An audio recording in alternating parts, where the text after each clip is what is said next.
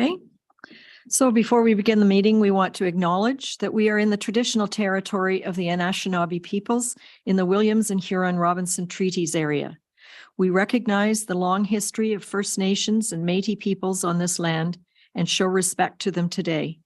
We acknowledge our neighbors, the Wattamohawks, the First Nations of Moose Deer, Shawniga, Wasauksing, Magnetawan, Hemby Inlet, Nipissing, and the Dokis. We are learning from our First Nation partners of the Wasauksing First Nation that we need to stress the importance of accepting our responsibility to take care of Mother Earth, her plants, her animals, and our shared peoples.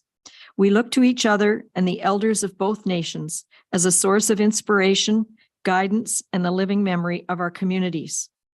We, like all peoples, must accept that we are the stewards of creation and that the land comes to us with a responsibility where no hierarchy exists. All life is sacred on earth, in the waters, and in the skies. As settlers, we are grateful for the opportunity to meet here, and we thank all of the generations of people who have taken care of this land for thousands of years.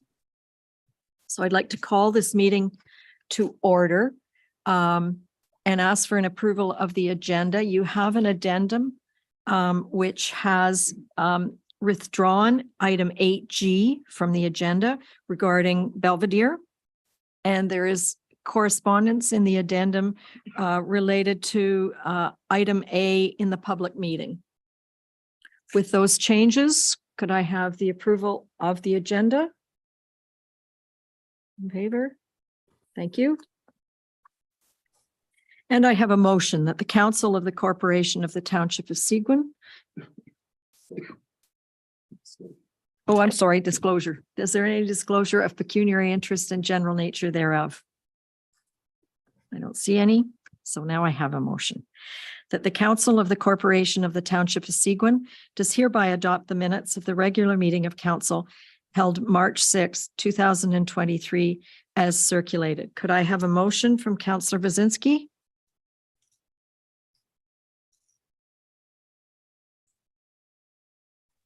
I so move. Thank you. And seconded by Councillor Getty. All in favor of approving minutes? That's carried. And I have a motion that the Council of the Corporation of the Township of Seguin does hereby adopt the minutes of the special meeting of council held March 13th, 2023 as circulated. Could I have a motion from Councillor Fellner? I so moved. And seconded by Councillor Collins. I'll second it. All in favor? Thank you.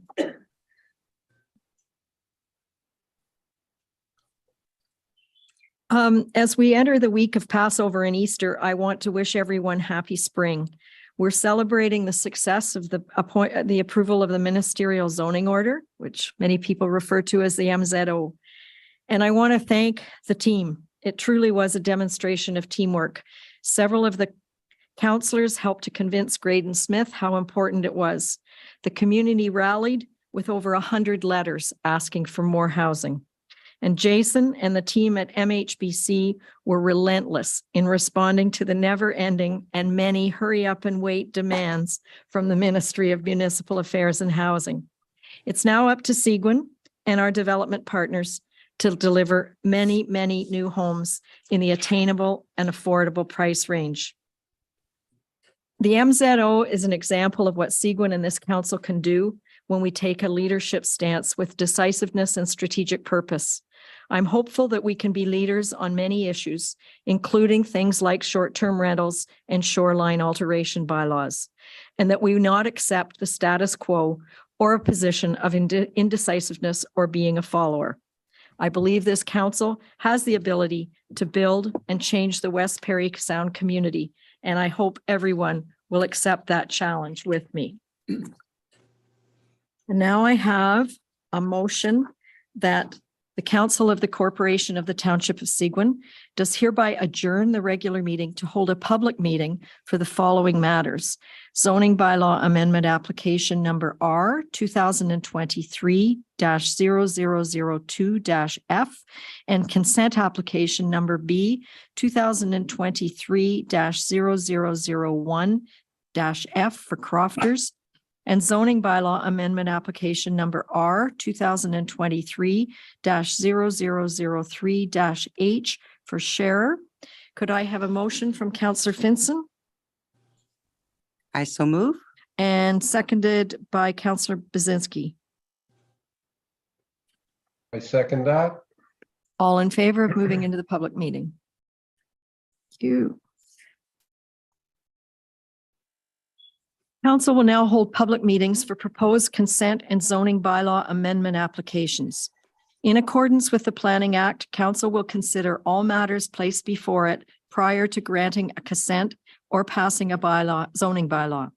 Anyone wishing to receive notice of the passing of such a zoning bylaw amendment who has not submitted such a request in writing should provide your full name and address to the clerk.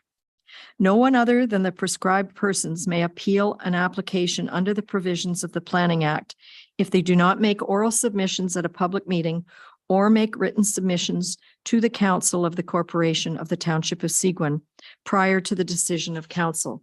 Then the Ontario Land Tribunal may dismiss the appeal.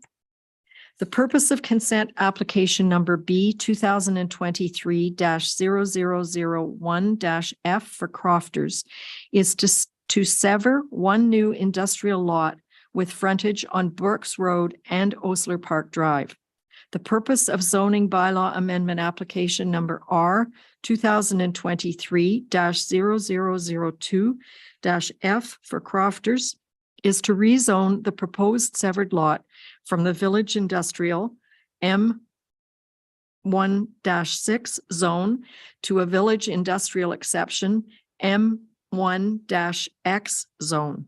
I now ask the clerk to state the method by which the notice of the meeting was provided and the dates on which that notice was provided. Notice of the public meeting was provided by posting the property, posting on the Township of Seguin's website, and by regular mail on March 14th, 2023. Notice was therefore considered provided in accordance with the requirements of the Planning Act. Has the township received any correspondence with respect to these applications? Written correspondence has been received from Michael Smith and Ernie and Ingrid Mueller. And that is in your addendum package. Is there anyone present in person in the council chambers who wishes to speak in favor of or in opposition to these applications? Please identify yourself by name and provide your address. Anybody here? No. Has anyone registered to speak to these applications via electronic participation? Gerhard Latka, the applicant, and Bob Hughes, agent for the applicant, are present via Zoom. Maybe just ask Okay. them to show themselves. Could you turn your cameras on, Gerhard and Bob? Yeah, we can. Oh, you're one camera. And who would like to speak? Probably me for now, and Bob can help me out if I don't understand something correctly. Okay, you have the floor. Yes, I mean, I read through the letter from the Schmidts and from the Millers, and there's several issues. I think for Ingrid Miller, and it is more about the smell in that ditch. And that one I actually agree on. And I think you all remember that the bylaw officer was here last year when the smell was very significant, actually, at that time. And I showed him that I would say the east side of our driveway where there is this little pond, because the water can flow off. At that time, there was no smelly water on that little pond. And actually there was ducks in there and a couple of frogs. So it didn't seem to me that there was any concern that the smell is coming from our property. And then I took the bylaw officer actually to the ditch and I showed him what had happened there.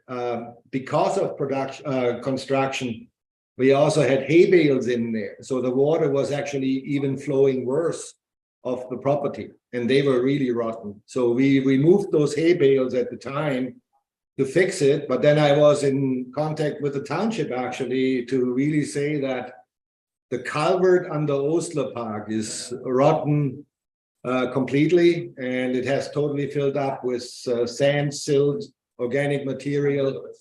So the water can't flow off from that ditch actually. And we were actually expecting that the township would come and dig that ditch out. And at that time, then nothing happened afterwards. I actually offered that crofters could take the brush down and so on to make it easier for an excavator to get there. So that's all I can say about that ditch. You have the concern about lighting. We already have put 2 shields on 2 of the lights. We will do a 3rd one because the snow is now gone. We just couldn't get there with a high lift. So that's in response to Schmitz. I understand their concern about the illumination, but I think we're both, Bob and I, are not agreeing that we could actually grow something in the perimeter to like a 3-meter corridor, because this is all rock and it's also full of salt from the township still. So I don't think there is any chance that something meaningful would grow up there. Okay, like you should see the site and then you would understand that I don't think we can do something there, even if we wanted to. Then the other thing was the buffer area. Then the next thing they are addressing is the water quality of their well, and they're actually connecting it to our blasting. And I have provided to the township on Friday quickly the testing we have been doing on the well, which was by the former owner of that property, which we actually bought. His name was Mike White. And we tested his well because I was actually thinking that we could use the 3rd well to have a 3rd well on the property, and that well was tested before blasting, and the results were so bad, also in chloride, like close to 921 ppm, that we had to abandon the well. I was in contact with the Ministry of Environment at the time, making them aware of the high salt content of that well, and they basically sort of ignored it. They seem not to want and have any responsibility, for the highway for salt. It was going back and forth between Ministry of Transportation, I think, which at one time must have had some liability, but right now it would be Ministry of Environment and whatever the full name is. So they left us alone with that. We ended up capping the well and abandoning the well because the water quality was so bad.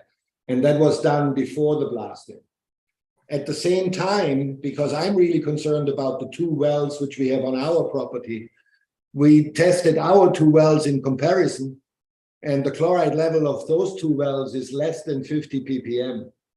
So I'm actually also worried that salt would introduce in this big aquifer. There must be a big aquifer underneath our properties. You see it also on Bartlett's, where he had the sand pit.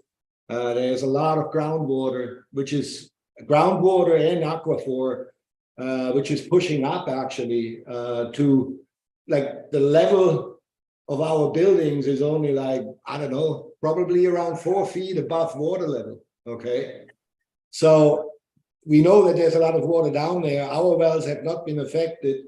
Mike White's well has been bad to begin with, and I think that's the same situation the Schmitz have. And then the 4th point from the Schmitz was also the ongoing septic smell. And again, that's the problem with the ditch, we believe. Okay, so that's all I can respond right now.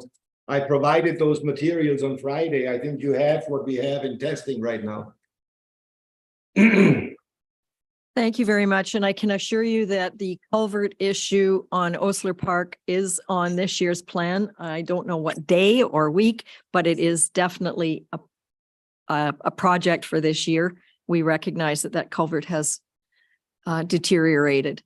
Yeah, I want to also say one thing, because our culvert, like we have our own culvert, which is crossing from that little pond over into the ditch, which is then going to the ditch under Osler Park.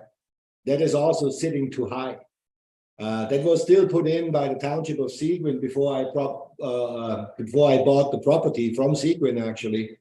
And so I would be willing to also lower that culvert to just make the water flow again through our property, not have that little pond on our side, and just go out basically where it's supposed to go. I know you've been in discussions with Tom McLeod, and I'm assuming he's watching today as well. So I believe that you and our works department can cooperate on that. I see Director McLeod on screen now. Do you want to make any comment on that, Tom? Yeah, thank you. Excuse me. Yeah, Gerhard and I have been in frequent contact, and I do appreciate his cooperation, and the matter is very prompt.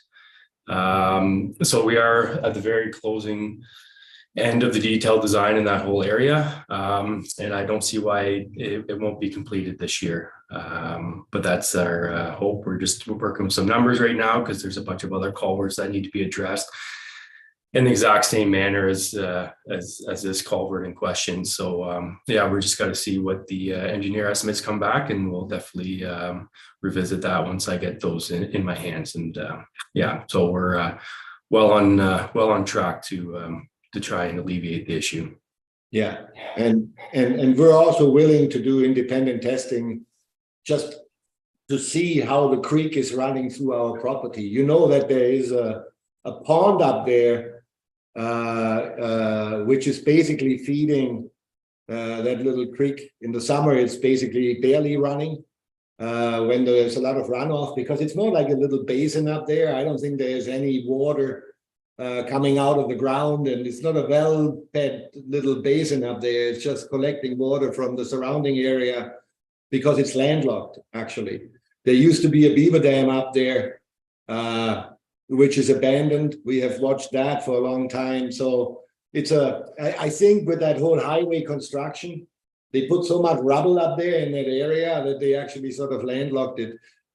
But when I bought the property from Seguin, it was already a wetland. I mean, there was a wetland sort of coming down there, going through our area.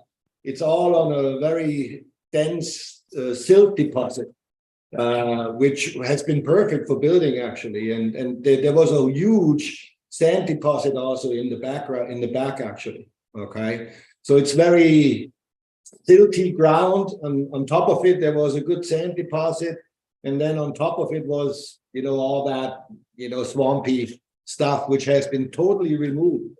Like, we didn't leave anything there when we built the 7,000 liter bed, actually. The same thing when we built the new warehouse on Mike White's property. We blasted 5,000 cubic meters of rock.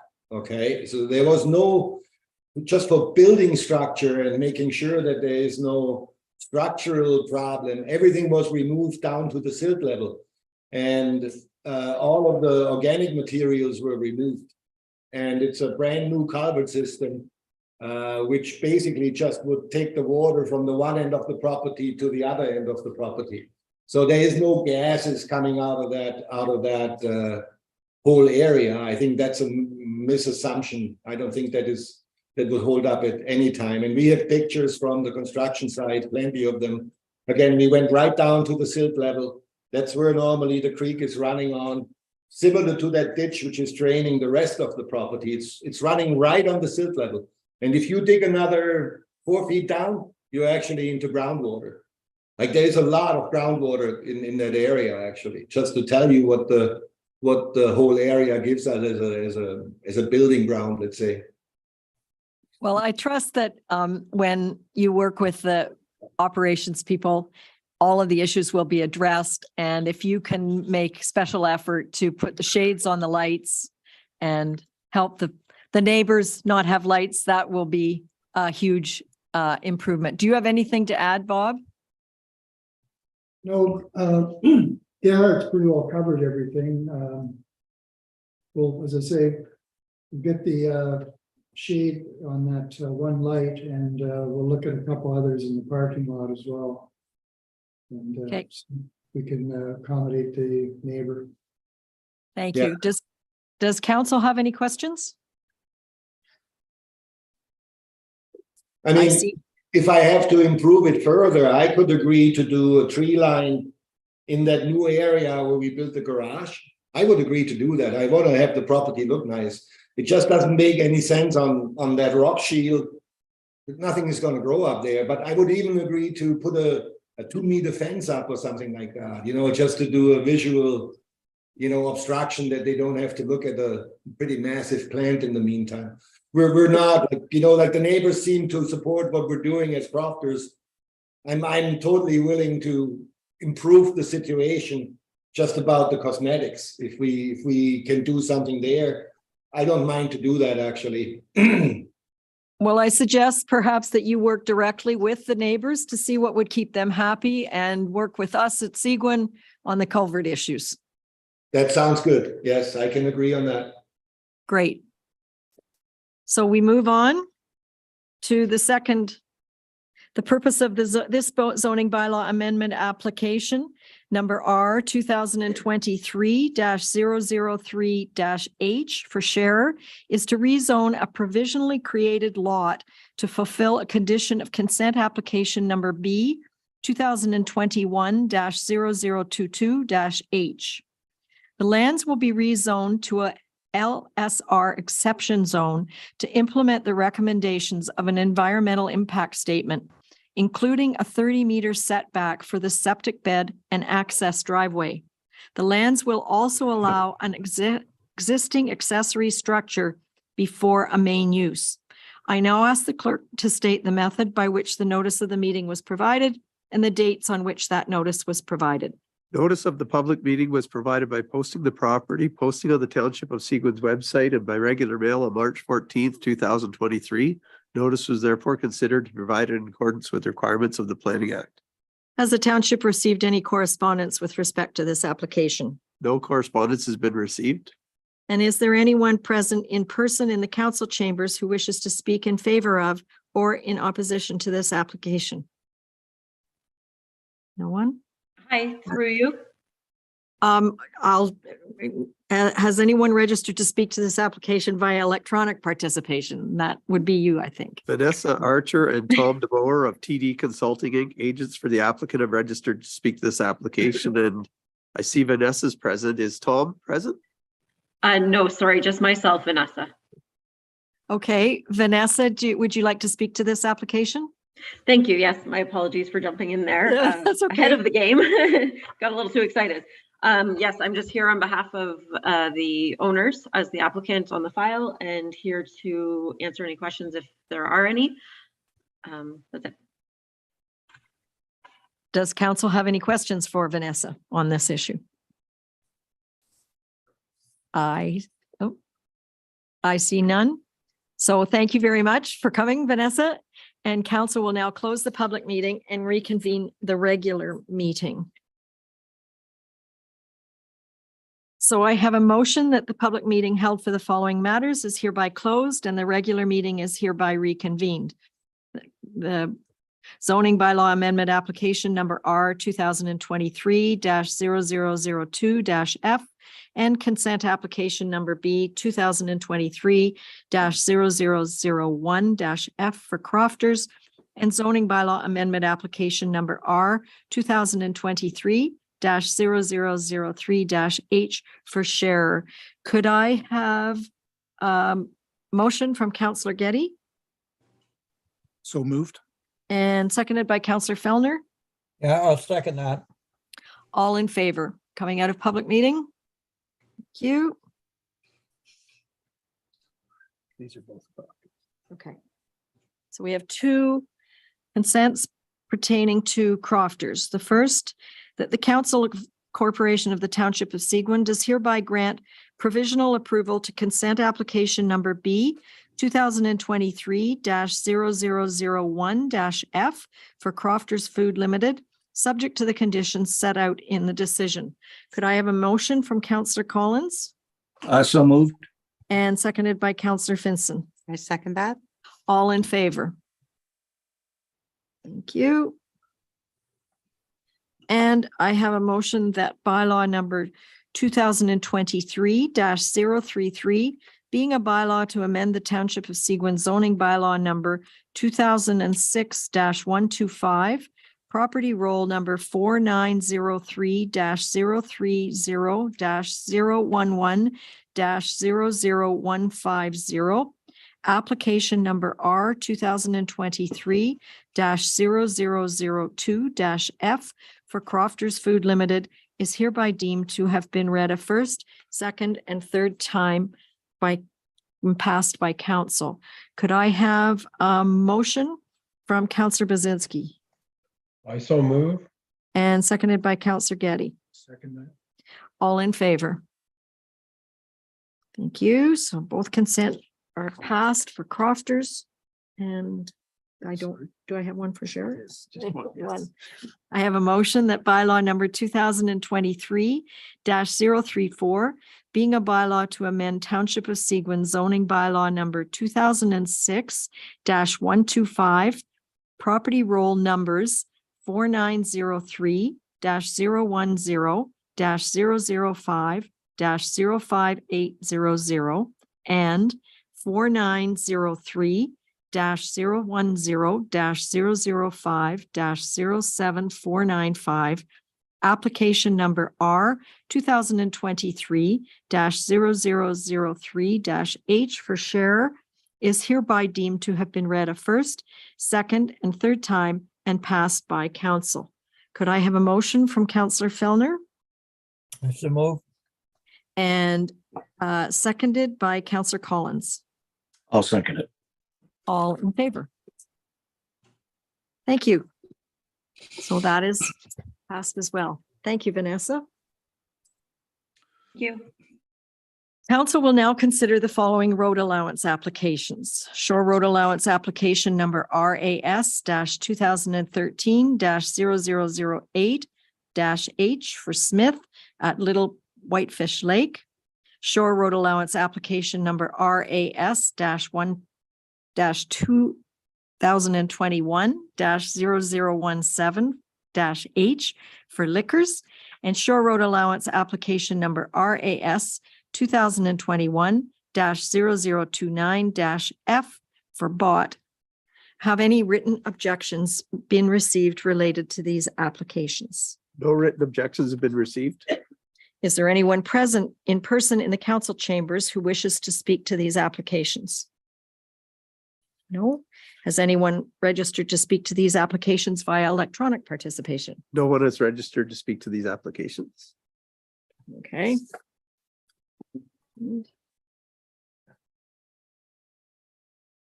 So I have a motion that bylaw number 2023-020, being a bylaw to close, stop up, and sell a portion of the original Shore Road Allowance, application number RAS 2013-0008 H for Smith is hereby deemed to have been read a first, second, and third time and passed by council. Could I have a motion from Counselor Finson I so move. and seconded by Counselor Bazinski? I second that. I see Lauren. Do you want to speak to this? Sure. Thank you, Your Worship. So the first one, Smith, the owners at 210th Concession are looking to buy their shore road allowance. I'd just like to add that we do have neighbor consents prior to the staff report. We did receive original neighbor consents, however, quickly realized that the neighbors have since sold their properties once we sent out the notice. So we do now have signed consent forms from the new abutting owners. Other than that, it's a straightforward shore road allowance, and I'd be happy to try and answer any questions that council may have. Does council have any questions? No? All in favor? Thank you. And I have a motion that bylaw number 2023-022, being a bylaw to close, stop up, and sell a portion of the original shore road allowance, application number RAS-2021-0017-H for liquors, is hereby deemed to have been read a first, second, and third time and passed by council. Could I have a motion from Councillor Getty So moved. and seconded by Councillor Fellner? I'll second that. And Lauren, is there anything special about this one? No, thank you, Your Worship. This one's pretty straightforward, but again, I'm here if there's any questions. All right, does council have any questions? Nope, all in favor. Thank you. Oh, I read one and then one at a time. Okay. I have a motion that bylaw number 2023-023, being a bylaw to close, stop up, and sell a portion of the original shore road allowance, application number RAS 2021-0029-F for bought, is hereby deemed to have been read a first, second, and third time. Could I have a motion from Councillor Collins So move. and seconded by Councillor Finson? I second that. Does anybody have any questions on this one for Lauren? All in favor? And then this is the second part of the bought application. I have a motion that bylaw number 2023-024, being a bylaw to deem lot 48 of Plan M 220 pursuant to section 50(4) of the Planning Act, not be on a plan of subdivision. Property roll number 4903-030-005-05800, file number D 2021-0010-F for bought, is hereby deemed to have been read a first, second, and third time and passed by council. Could I have a motion from Councillor Bazinski I so move. and seconded by Councillor Getty? Any questions for Lauren on this? Nope. All in favor? Thank you. And that is carried. Thank you very much, Lauren. So now we move to our delegations, and I remind people that delegations are generally limited to 10 minutes. And I would ask council to hold their questions until the delegation has finished their presentation. So the first one, have I got Michael Martin here? Oh, you're Kathy Valentine. Okay.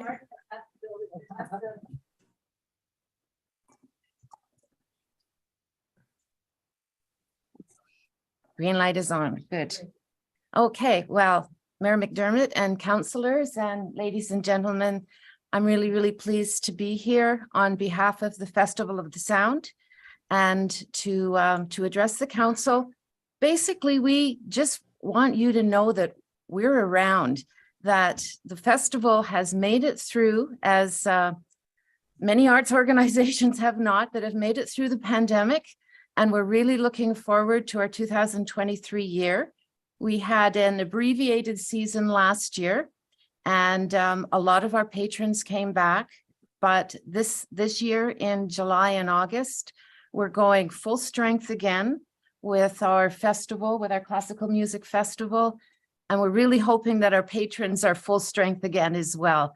So we just wanted to make sure that we want to make sure that all of the people, especially those like you who sponsor us and have helped us to stay viable ongoing throughout the pandemic. I also want you to know that Seguin Township contributes in other ways other than financially. I myself am a Seguin resident, and I know that at least two other of my fellow board members are residents in Seguin, as well as many, many of our volunteers. So we do get a lot of support from this area, and we're very grateful for that.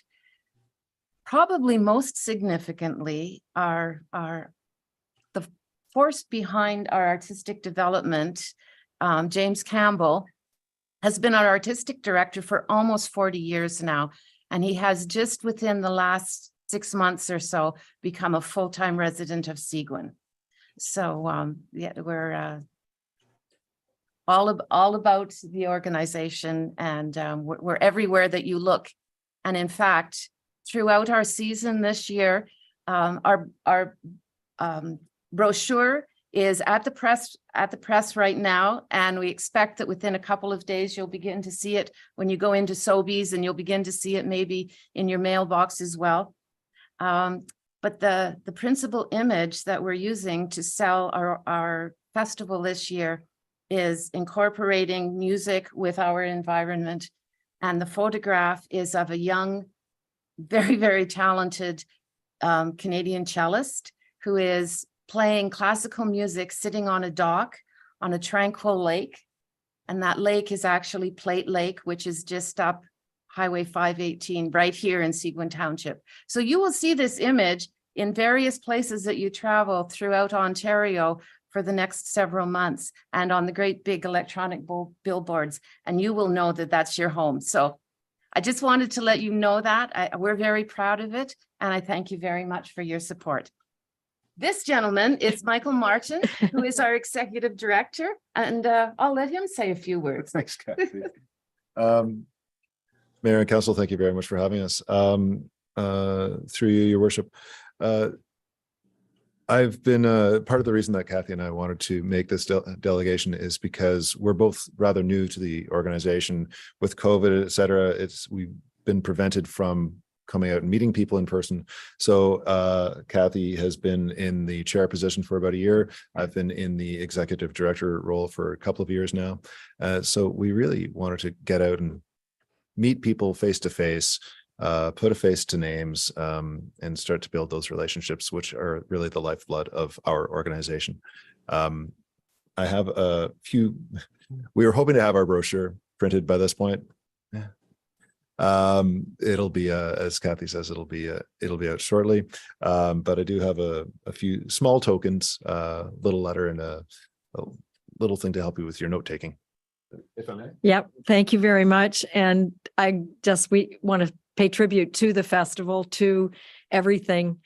You bring people into our region and you showcase it well. So we're happy to support you and appreciate all the work that you do and have done through COVID, as I know it has been a challenge. Thank you very much. Thank you. Does council have any questions for Kathy or Michael? I would say. We run July 19th to August 5th this year with cruises throughout the month of July as well. So we've got a great Canada Day cruise lined up, number of other things. So keep an eye out for that brochure. And we'll keep an eye out for you. Okay, thank you very much. Nadine. Oh, but she's in by Zoom. oh. Okay, we're going to now recognize Nadine Hammond, who. Presentation and share her screen. Okay. She in? Nadine, can you turn your camera on? There you are. Hi. Okay, welcome. So Nadine Hammond is the curator and manager of the West Parry Sound District Museum.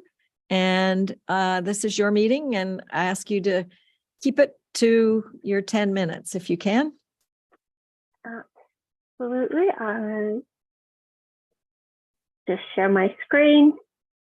Your Worship, Council, thank you so much for your time and consideration. The West Parry Sound District Museum was started by a group of citizens who believed that the West Parry Sound District needed a place to house its history, to preserve and share it with future generations. Founded in 1983, the museum was originally housed in the Parry Sound Fire Hall. In 1993, the building on Tower Hill was finished and the museum was able to move into their purpose-built building. In 2020, the West Perry Sound District Museum updated its strategic plan to identify a new, clearer, more direct mission statement, as well as 4 strategic objectives. These objectives are to enhance the community's access to heritage, capturing our heritage as it happens, diversifying funding sources, as well as securing current funding in order to ensure the financial security of the organization, and lastly, to protect our current capital investments. Since identifying those objectives, we have been working to achieve those outcomes. Community access is more than just our exhibitions, as is reflected in this highlight slide. Access to heritage is about the museum's programming and ability to make our resources available to the communities that we serve. We are continuing to serve our communities in 2023 with these exhibitions and ongoing projects. We have digitized up to 5 years worth of North Stars and are working on a space for researchers to come in and browse our digital holdings. None of these projects would be possible without staff. Staff are responsible for doing the work on any program the museum offers, be it virtual, an exhibition, research, outreach, even recruiting new volunteers. This is reflected in our expenses. Our income budget is hopeful. However, we have kept our expense budget as low frills as possible. By this, I mean that the $214,000 is a bare minimum operating budget. It does not include capital investments such as repairs or upgrades to the building. Any funding received over and above what we need for operation expenses will be invested into our capital expenses for our building. I'd like to conclude this presentation by introducing you to our current team. Our staff is mainly unchanged, with the exception we now have Michaela Dickens, who is an OHSC intern, as well as Marty Wareham, who is our part-time gift shop attendant. We have also welcomed many new municipal reps to our board, including Ken Adams from Seguin. That concludes my presentation for today, and I thank you again very much for your time. Thank you, Nadine. Does anyone on council have any questions for Nadine? And congratulations on the work you do, and keep at it. Thank you. Thank you very much. Okay, I'm going to welcome our third delegation, which are representatives from Hemson Consulting, Danielle Tivoli and Andrew Mirabella. Are they on? Okay, that's Danielle. Okay. Hi, Danielle. Oops. Hi there. Is she doing the presentation? Danielle, you're going to do the presentation for us? Oh, there we go. My colleague, Andrew Mirabella, is going to be doing the presentation, but I will be sharing my screen. So I will put that up now.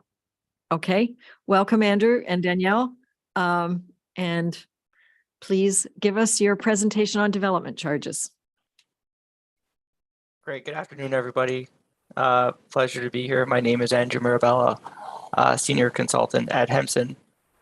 Just see it's taken my laptop video, so you see kind of the side of my head, not the one on the other one. But anyways, I will try to look at the right screen at the right time here. Danielle, were you going to be sharing your screen for it? Okay, great.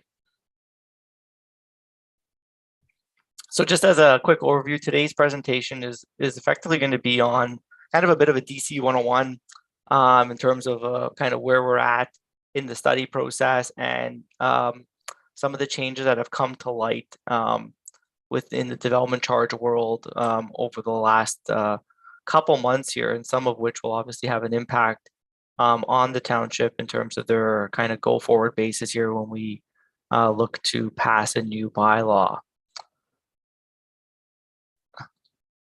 So if we go to the first slide here, just kind of go a bit of an overview of our agenda topics and what we're going to be talking about today.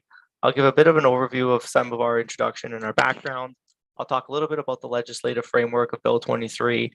I'll give a bit of an overview of the DC study process and key inputs and some of the kind of next step requirements here that we have. And both from a next steps perspective of what's required from a legislative standpoint, but also what's required from kind of our next step in our study process and where we're going to go through to from here. So just as an overview, maybe some are familiar, some not as familiar, but just generally what are development charges? And they're charges imposed on development to fund kind of growth related capital costs. And we put the emphasis here on growth related because it has to be related to and tied to new development and the new infrastructure and capital costs required to facilitate that type of development. And it pays for new infrastructure and facilities to maintain service levels. And the principle behind DCs is really that growth pays for growth. And I want to just talk a little bit about the fact that when we talk about DCs and everything that we have in here, it's about the new infrastructure, and we can't use development charges for typical asset management related type expenditures. So things that are like for like replacements that would be occurring in the absence of any growth, we would try to ensure that those costs are not incorporated, included for in the calculation of the DC rates themselves. Go to the next slide. Just in terms of the framework for growth-related capital, I don't want to spend a ton of time on this because some of it's not entirely applicable to Township Seguin, but at the same time, there's a bit of a new growth-related framework here for municipalities of how they're working with in terms of the way they fund growth-related costs. And there's really kind of three buckets. We have development charges, we have what we're calling the new community benefits charges, and then we have the Plan Act requirements for parkland acquisition. So development charges are funding kind of the first round capital of infrastructure. There's been some changes in the DC world about eligible services that are required. They've removed some of the categories and eligible capital costs from it, such as parking and cemeteries, and those types of things are going to be removed from the DC framework. But they've also made some changes along the way in terms of increasing the amount that you can actually fund from DCs for certain components. And there used to be what we call as a statutory 10% deduction. So you have to have a support from your tax base in order to fund certain DC projects. That has been removed as part of not the latest Bill 23 requirements, but prior to that in Bill 108, 109. CBCs are primarily used on high density type developments in kind of the GTA type lens. Anything that was a Section 37 type of provision for any high density type developments. This is like a replacement to that, and there's a legislative cap on it. And then on the third bucket, there is your parkland acquisition and requirements. There's been some further changes to Bill 23, limiting how much you can acquire or get from that parkland component, and really the standard rates of 5% for residential and 2% for non-residential is what most municipalities of your size use. Just the last bullet point here, all tools here are effectively appealable and can be challenged at the OLT, the Ontario Land Tribunal. So obviously that puts the emphasis on ensuring that we have a very defensible and robust analysis when we're doing these types of studies. So just in terms of kind of the Bill 23 components, there's been obviously quite a bit of legislative changes, and you may be familiar with what that actually looks like. But generally speaking, the kind of the housing supply action plan and mandate kind of started off with Bill 108 and Bill 197. Bill 108 being the More Homes, More Choices Act, and Bill 197 is the COVID-19 Economic Recovery Act. The report on the Housing Affordability Task Force in February really prompted the need to increase municipalities and increase housing supply. And the June 22 election mandate really put a lot of emphasis on affordability, houses that are for sale, rents are outpacing incomes. There's a big goal, and I'm sure you heard in the media about building 1.5 million new homes over the next 10 years. So municipalities are certainly kind of trying to grapple with trying to meet those targets that the province has put out there. But one of the ways that they are trying to achieve all this is through what we're calling, what we're seeing here is the backbone of this is Bill 23. So we go to the next slide. We'll get into some of the details about what actually is happening here. And the government is really trying to reduce housing costs. And by way of doing that is by reducing municipal fees and charges. And the legislative changes that have been put forward will effectively freeze, reduce, and exempt DCs and parkland dedication fees. And they're doing that by way of exemptions. There are certain phase-ins and discounts which are mandatory and need to be applied. And with that, the province has said they're recognizing that there's going to be potentially some challenges and fiscal restraints trying to get in there. And that means there might be some holes in the municipalities' budgets as a result of providing all these discounts. So they did make mention of making municipalities whole and new funding tools. We recently received or saw the Housing Accelerating Fund to come out to pay for critical growth-related infrastructure. And that was just released a week or two ago. And I have informed the municipality of that fund. And there's kind of a series of webinars that are going to be going on to kind of further explain how that could work. And certainly the municipality might be eligible for some of those funding, or at least qualify, but obviously subject to some of those reviews. So if we go to the next slide, we'll talk a little bit about that specific framework that very much impacts our DC study process and what we're going to be doing. So the More Homes Built Faster Act received royal assent on November 28th of 2022 and changes effectively how development charges, those community benefit charges, and parkland dedication rates are determined and collected. And with a specific reference to DCs for this study purpose, there's a series of new exemptions and discounts. There's a mandatory phase-in process, and there's any changes to the bylaw, changes to the way the bylaw gets administered and the way you would actually collect your DCs themselves. So on the next slide, I'll talk a little bit about the mandatory phase-in of the DC rates, and this is particularly of importance for any municipality who's going to be passing a bylaw in the future.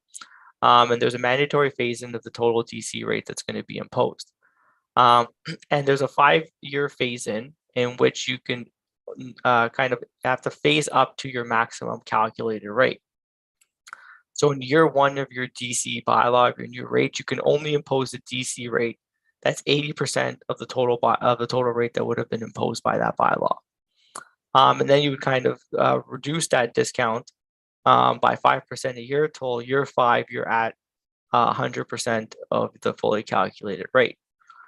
So just as a simple example, if we had calculated a development charge rate of $10,000 for a single detached dwelling unit, even if the municipality wanted to impose the fully calculated rate, which was being calculated at $10,000, you would be in a position to only implement $8,000, so a 20% discount of that in year 1, and then you would phase up to that $10,000. So by year 5, you've got your fully calculated rate in place. This phase-in schedule will impact the DC bylaw that we will be looking at to pass in the near future, and will ultimately impact the revenues that might have been otherwise collected if Bill 23 did not exist. If we go to the next slide, there's a couple of other methodology type changes which we have to be cognizant of. So one, the cost of studies, including DC studies, cannot be included for recovery from DCs. The historical service level is a bit of a technical change. It used to be based on a 10-year average level of service provided over the preceding 10 years of the preparation of your background study. It is now in a 15-year period, which will effectively limit how much can be funded from DCs on a go-forward basis. Land, which was may be prescribed as an ineligible service or an eligible cost within the background study preparation. Further information and clarity is required from the province on that. So that might be something that comes by way of future regulation. The bylaw itself can be extended optionally to 10 years at the passage of a new one. It was previous to Bill 23 set at every 5 years once you've had one, but it could go to 10 years now at the next background study update. And housing service is no longer eligible for DCs, and that would have to be removed as a category of service. Some municipalities that are responsible for providing social housing, affordable housing, those are the communities that it impacted the most, and that has been removed from anybody who's been charging them. So certainly the immediate impact is some of these changes will impact the collections and the rates that we're going to be looking to impose, which would have kind of not been realized kind of pre-Bill 23. But once we've got fully calculated rates, we'll be able to quantify some of these changes a bit better for you.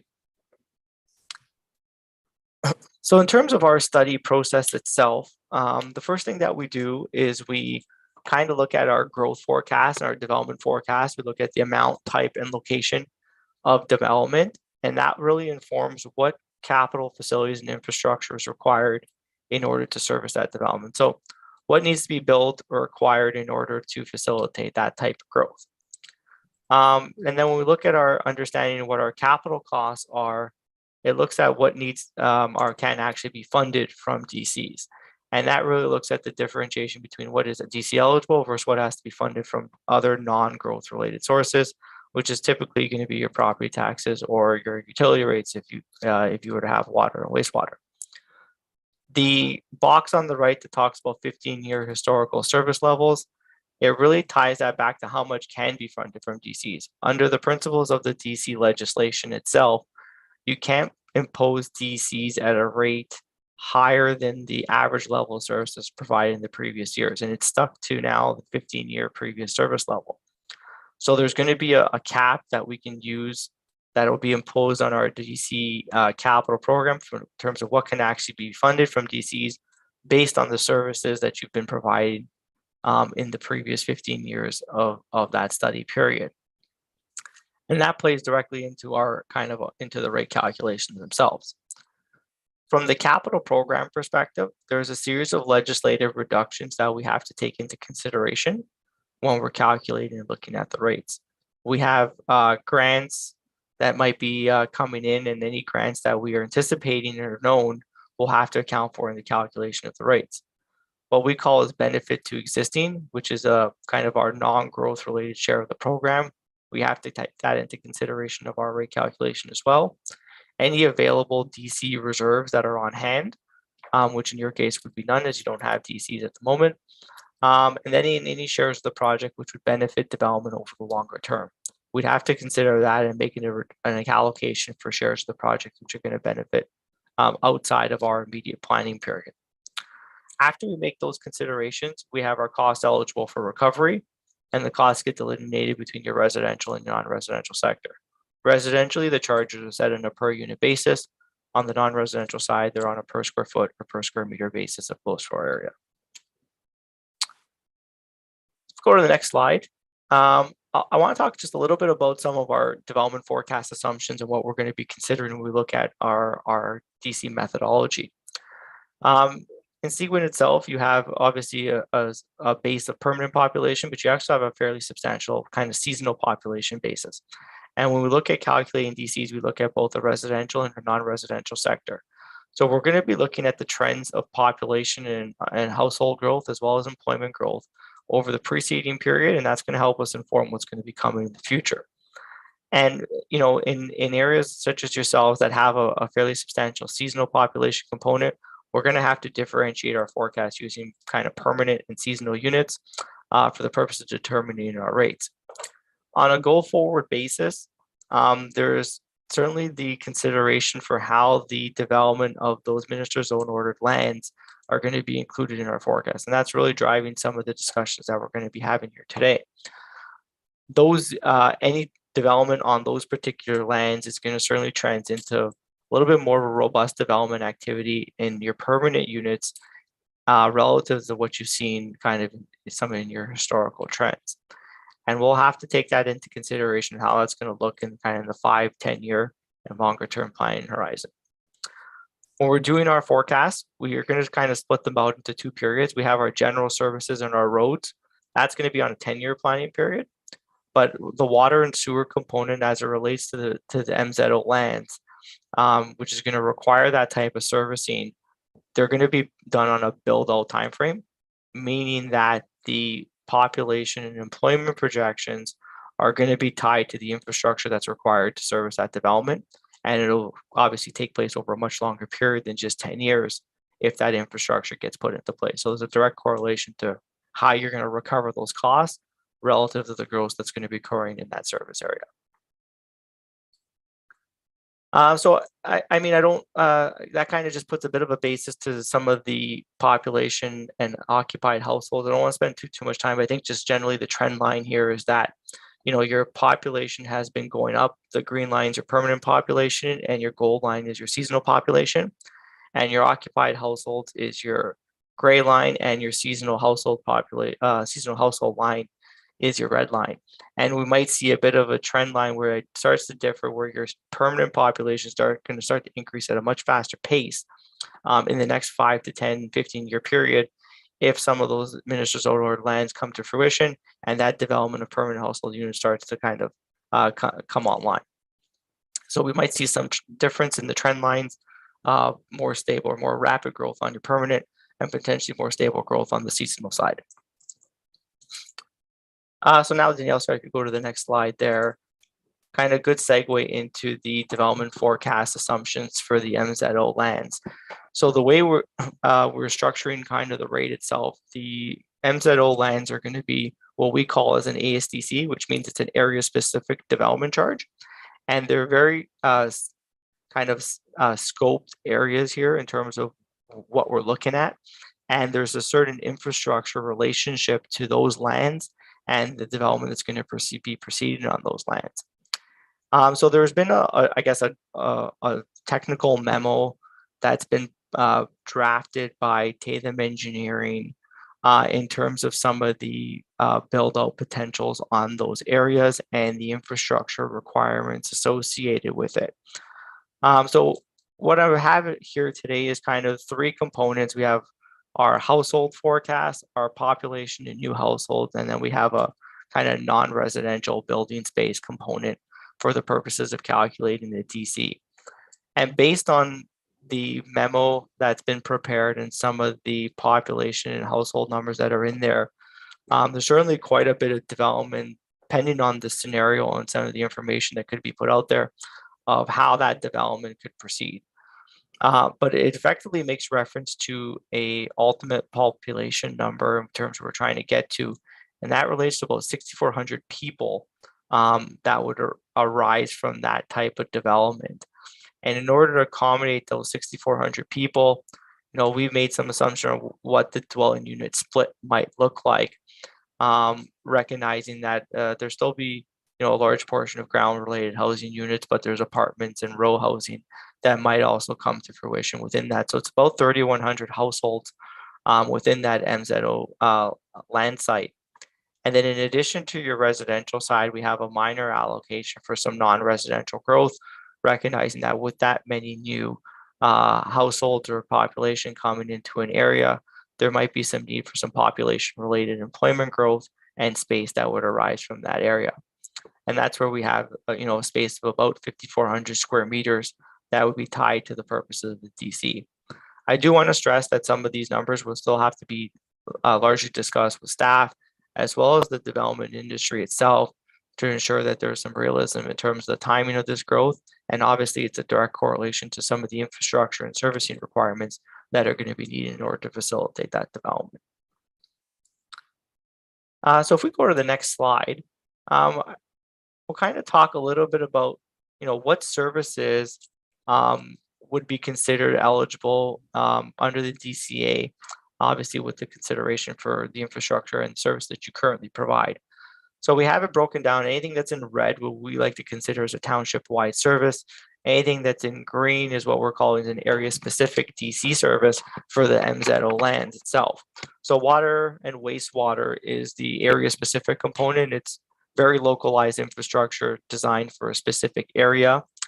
But then we have services related to a highway, which is really your roads and your public work services, waste diversion, fire, parks and recreation, are all the services that we're currently considering as part of the inclusion under the development charge rate. And for each of those services, we do have prepared inventories, and we have some capital programs and costs that we're going to be considering for the purposes of this DC study. So if we go to the next slide, we just want to talk a little bit about kind of our summary of our development related capital programs that we've prepared thus far. And the capital programs have really kind of been informed largely by discussions with municipal staff using their capital budgets and some of the plans and studies that have been underway thus far. And particularly for the MZO lens, the Tatum Engineering Technical Memo is one of the kind of leading information pieces that we've used for the purposes of our analysis thus far. As I mentioned earlier on in my presentation, when we talk about the capital programs themselves, you know, we have project costs and timing, but there's a series of adjustments that we need to make to the calculations before we actually get to what's included for in the DC rates themselves. As I mentioned, there's the grants and subsidies, there's our benefit to existing or replacement shares, available DC reserves where that would be applicable, and then any shares of projects that would benefit post-period or development that would be occurring over the long term. Some of the project needs and timing are still being reviewed by Hemson and staff, but we did prepare on the following slide some preliminary project costs and estimates and what's being included or captured for, at least under the DC study at this particular time. So just to kind of give a breakdown, we have it into two areas here. We have the township-wide program, which is going to be everything on the 10-year basis, excluding water and sewer, and the water and sewer will be on the subsequent slide. On the category on the left, we have all our services. So we've got library, fire, parks and recreation, waste diversion, public works, and roads and related. And then the next column is our gross cost in millions of dollars. So we have about $11.4 million worth of project costs that would be identified or projected over the next 10-year planning period. And we see that, you know, it's really being dominated really by two particular project categories. We have our roads and related, and we have our parks and recreation component. Roads and related is about 4.2 million, and parks and rec is about 3.5 million. The next column is the grants and subsidies, and we've identified grants in the tune of about $1.5 million. That's largely related to your parks and recreation capital program. The next share of the table here is your benefit to existing. And we've identified your benefit to existing as the share of the program that would not be recoverable from DCs, as a portion of that program is, you know, largely being just as much driven by your existing base and not really by growth as it would be from a DC eligible perspective. So we have about $3.3 million of that program that's going to be kind of benefit to existing that would not be accounted for in the DC rate calculations themselves. Most of that is being attributable to roads. If you're upgrading some of the programs or to a kind of a rural to asphalt roads, those are the types of things where it's not always entirely driven by growth, but we do have allocated a share to it, but it's not 100% growth related. And that's the difference in what you see between growth and non-growth, and particularly in roads. And then the final column is our total DC eligible share. So the residual of what's being the gross cost after those deductions would be considered to be DC eligible and related to development. I do note that that is the total DC eligible share before we do any considerations for service level restrictions. So we're in the midst of finalizing how it's tied to our preceding 15-year period. And there's certainly caps that might be imposed on each of those services, which would limit how much we can fund from development charges from a calculation perspective.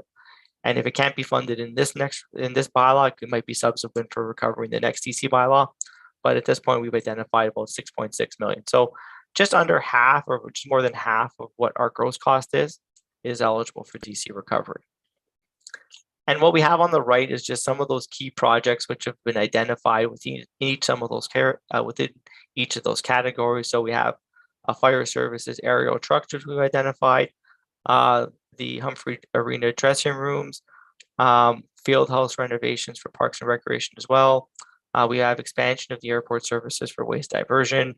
We have some new vehicles such as a tandem truck that's going to be acquired, and kind of work on Star Lake Road, as well as some new roads, 700 meters worth, that's identified in the capital program as related to growth.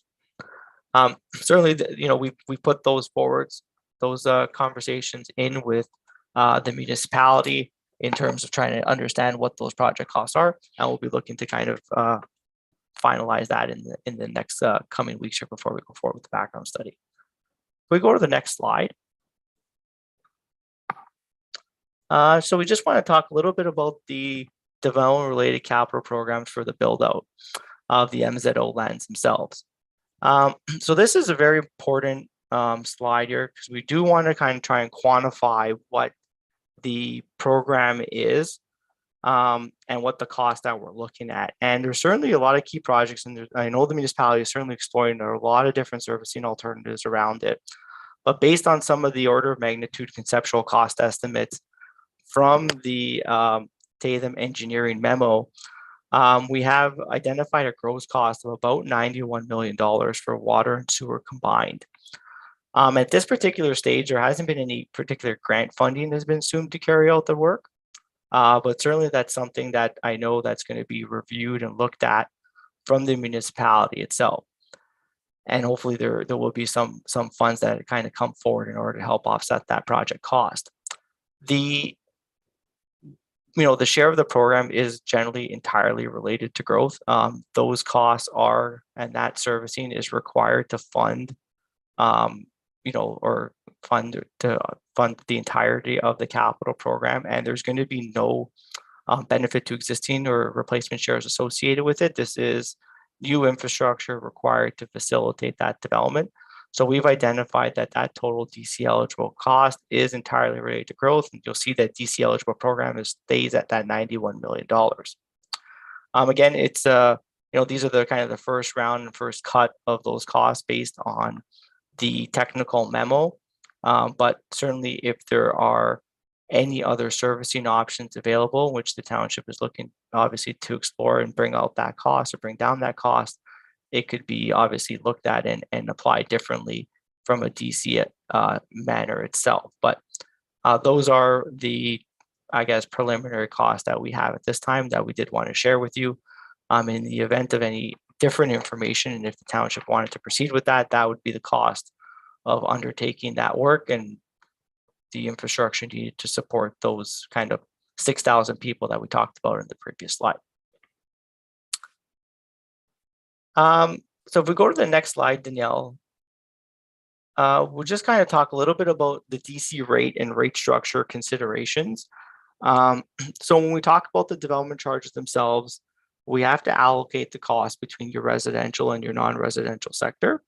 And we look at assessing the need to cash flow the capital program to reflect the timing of works and the timing of development. And we typically do that between your township-wide approach and your area-specific DCs. And the cash flowing effectively takes into consideration interest and financing costs associated with carrying out that capital program. And the development charges are then set on the residential side. It's levied on a per dwelling unit basis and by unit type, which reflects the occupancy patterns within each of those units. So residentially, the charges are on a single and semi basis, rows and multiples, and apartments. And they're usually kind of generally kept within those three categories. Sometimes we see municipalities that will differentiate the apartment category into different components, whether it be kind of bedrooms or GFA basis. So you might see two apartment subcategories within that, but those are pretty common dwelling unit form categories to look at, and that's what we'll be kind of using here for the municipality. And then on the non-residential side, the charges are levied on a per square meter or per square foot basis of gross floor area. If we go to the next slide.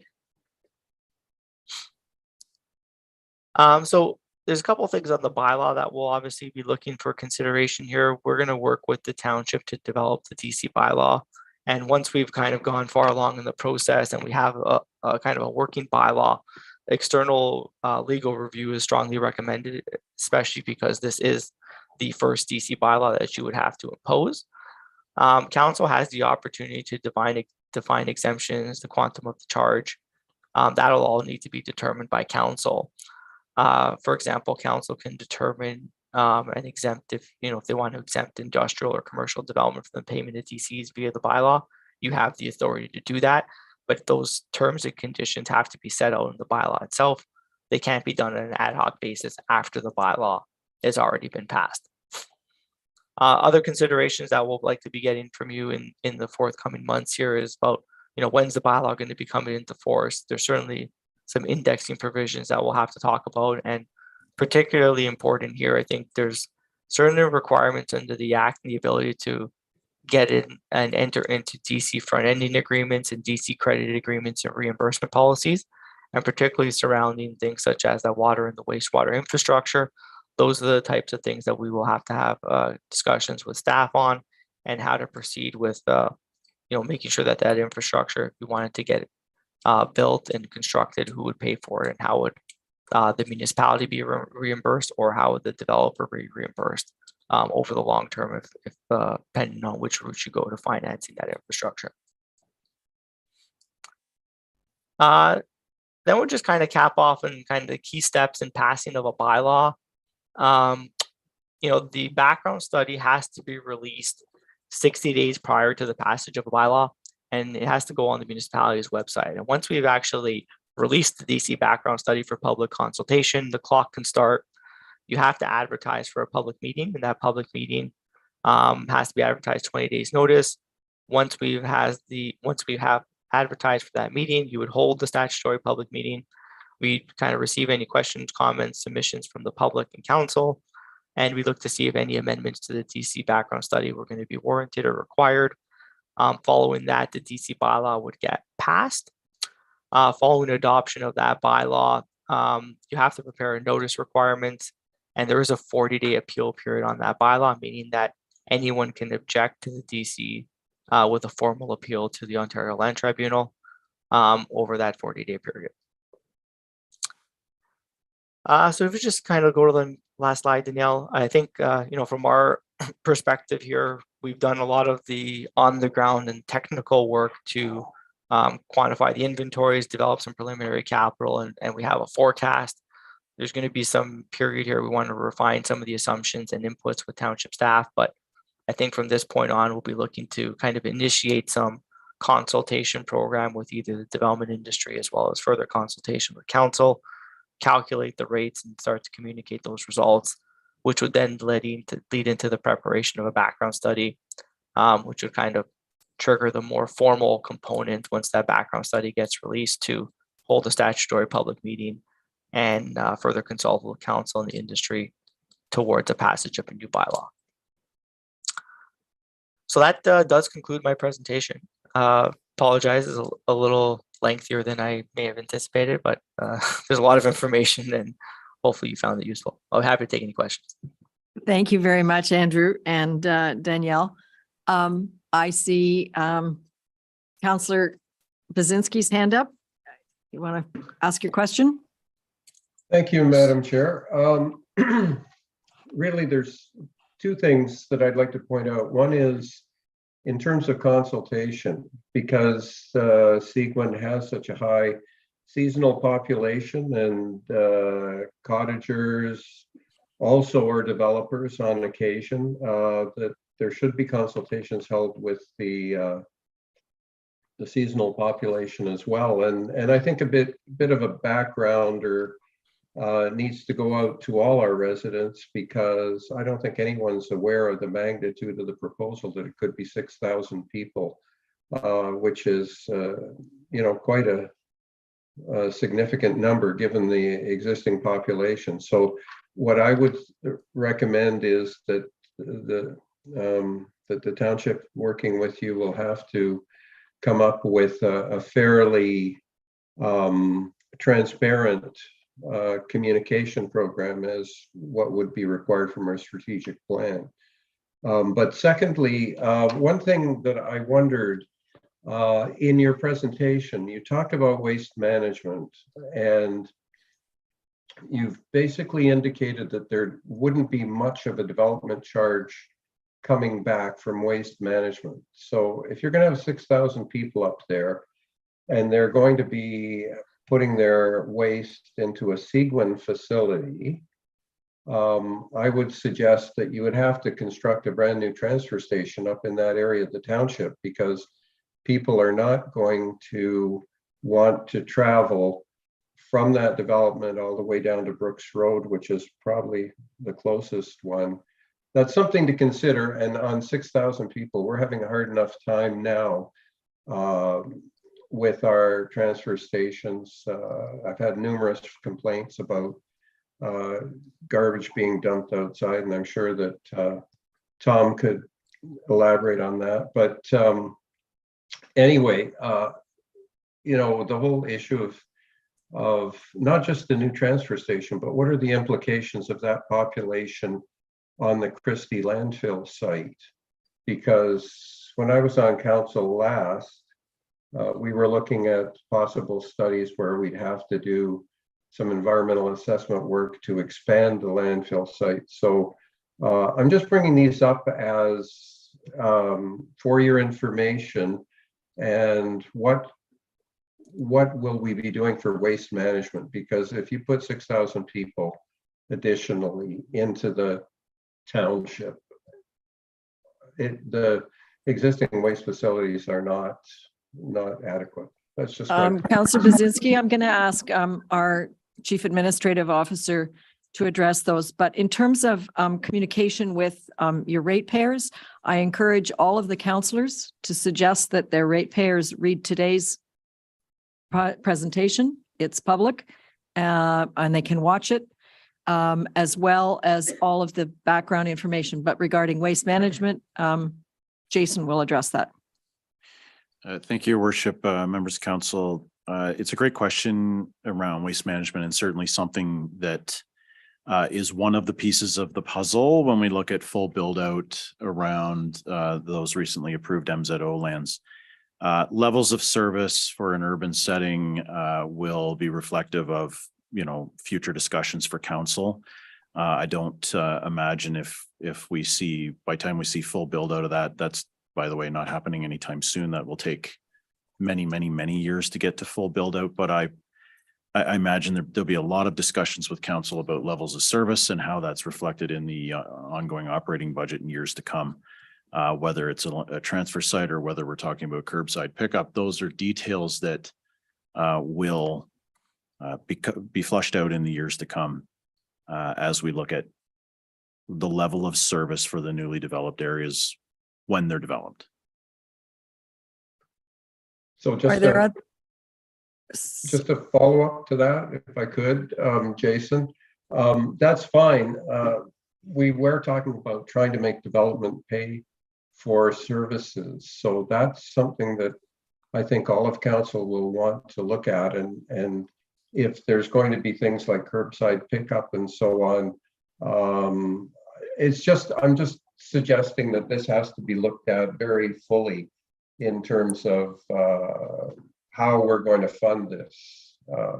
Because in the presentation, it basically said the majority of money wouldn't be able to be funded by development charges. Thank you. Thank you very much. There are any questions from other councillors?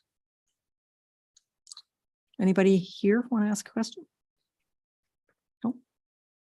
And understand that today's presentation from Andrew and Danielle is really laying the groundwork for their next step and for us to learn. I have participated in some of the AMO to DC charge, I guess I call them webinars, and I found that incredibly useful to just understand development charges. And there are development charges on the lands, and there may be development charges that we owe to other places, like will Parry Sound need new sidewalks?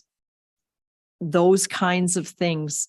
And I encourage you all to do the webinars on development charges if you have time. They're all online. But I see no other questions. Andrew, you must have covered everything. I actually did have just maybe one comment on the waste. We just Okay. also have to be cognizant that the act is only permissive of waste diversion activities, not necessarily all waste management activities. So landfill requirements are outside the scope of DCs. But I think to Jason's point, we get into, building out or developing that type of a land and that type of a population, some of that might reside into development that's outside of the 5 or 10 year period to which the bylaw might cover.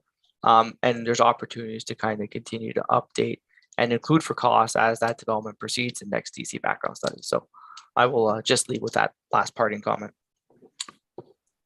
Thank you very much. And thank you for sharing your presentation. I'm going to suggest a 5-minute break because we're having a technical issue with one of the televisions in the council chambers. So you can stay online or whatever, but we'll break from the agenda for 5 minutes for our wonderful clerk to fix the TV. So it's I have 3:54. So shall we reconvene at 4 p.m., which is 6 minutes. Thank you. Thank you.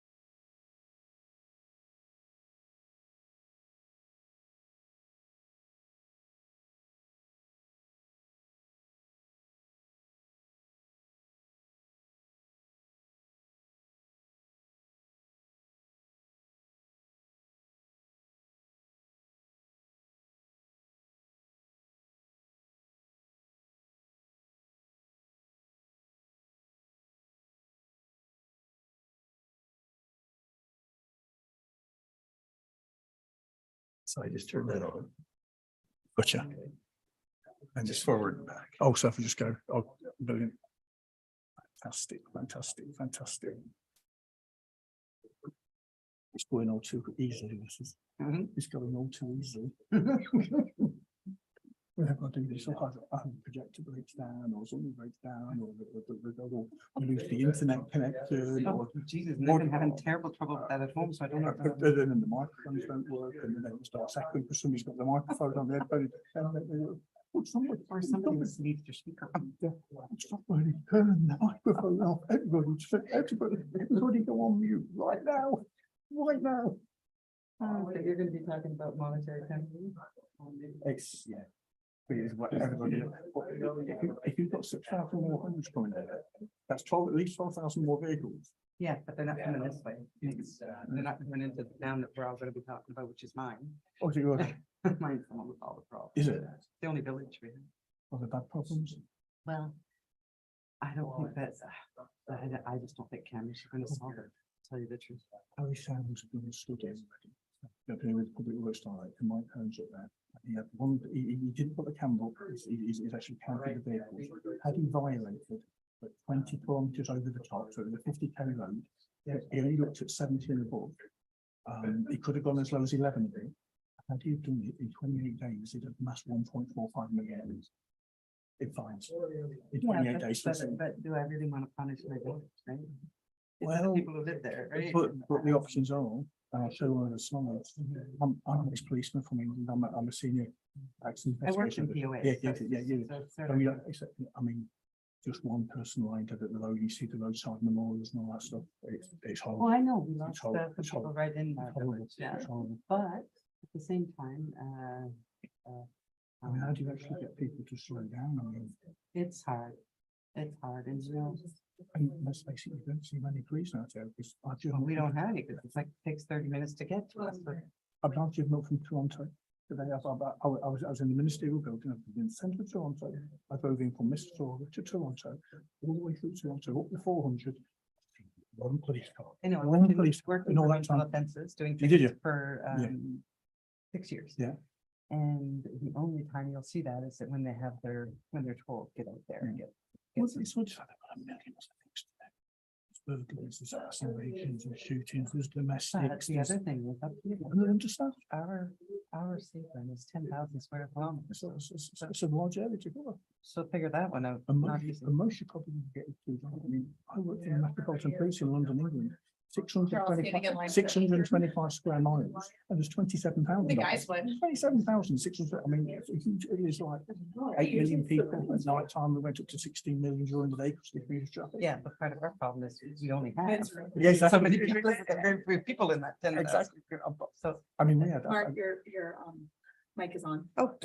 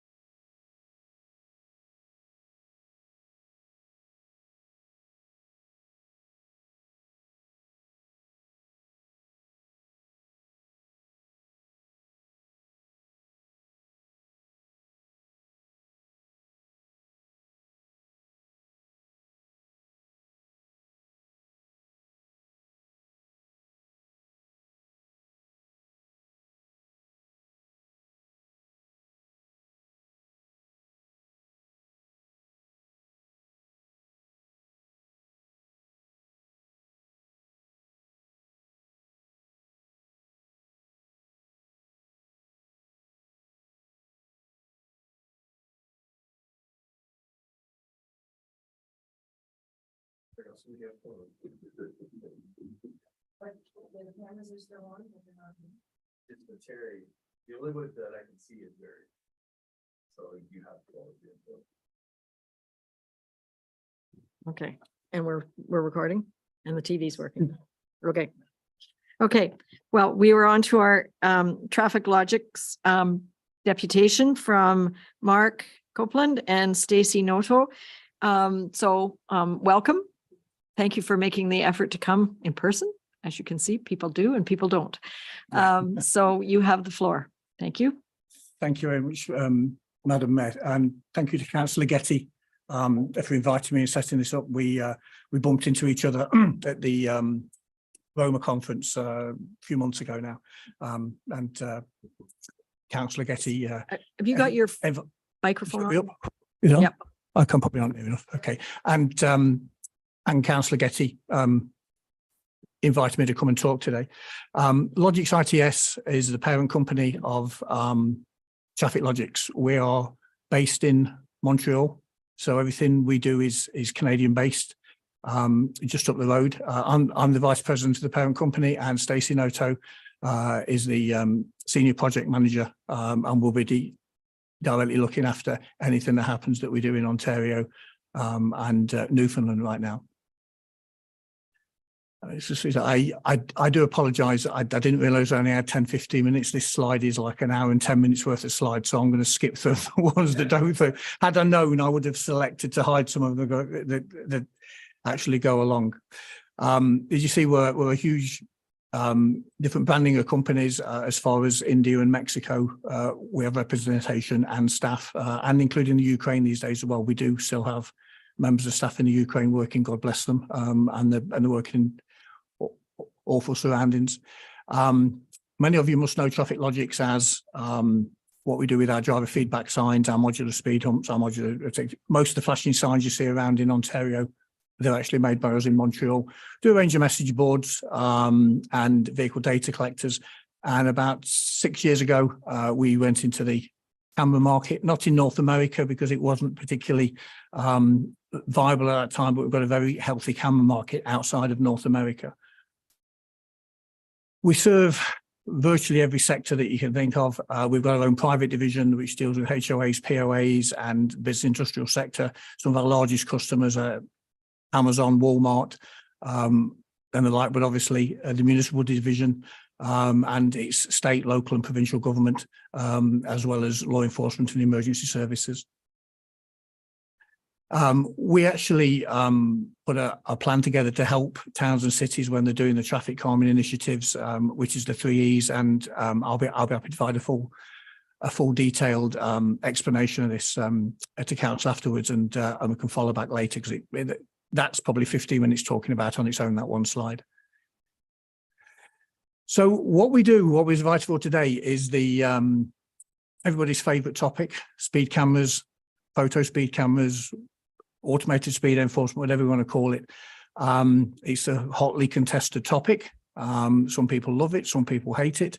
But what it will do, if you do have a traffic problem, a speeding problem, it will negate that pretty quickly. We're unique in the way that we are the manufacturers of the camera. We don't do anything with regards to ticketing, back-end servicing, processing, administrative penalty writing, following up the fines and hearings. We are the hardware and software manufacturer of the equipment. We do work in conjunction with LAS, which is the business arm of AMO, for their program for this particular thing, and also with Conduit Transportation, who are going to be doing the back end for the LAS program. So we could provide, or we will be providing the equipment to them to do this. The unique thing we do that everybody else doesn't do, we have the facility of putting the camera up and just writing a warning letter.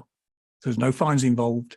You know, a warning would go from the town or the city or the police department to the registered owner of the vehicle, and this has a dramatic effect in the majority of cases. There's no monetary penalty, and that's instantly received better sometimes than the fines, because they're seen as a money grab sometimes, and all the other negative connotations that we hear about. So the cameras can be just used for a warning purpose if you didn't want to fine as well. Unique as well, we are the only one that's got a solar camera.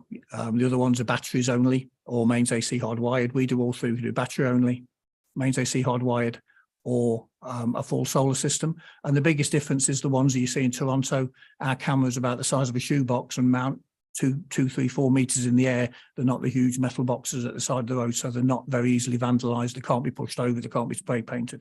I'm not saying you can't shoot at them or throw a brick at them or hit them with a rock, but you've got to have a good aim because you're 2, 3, 4 meters in the air. So that's a very, very distinct difference.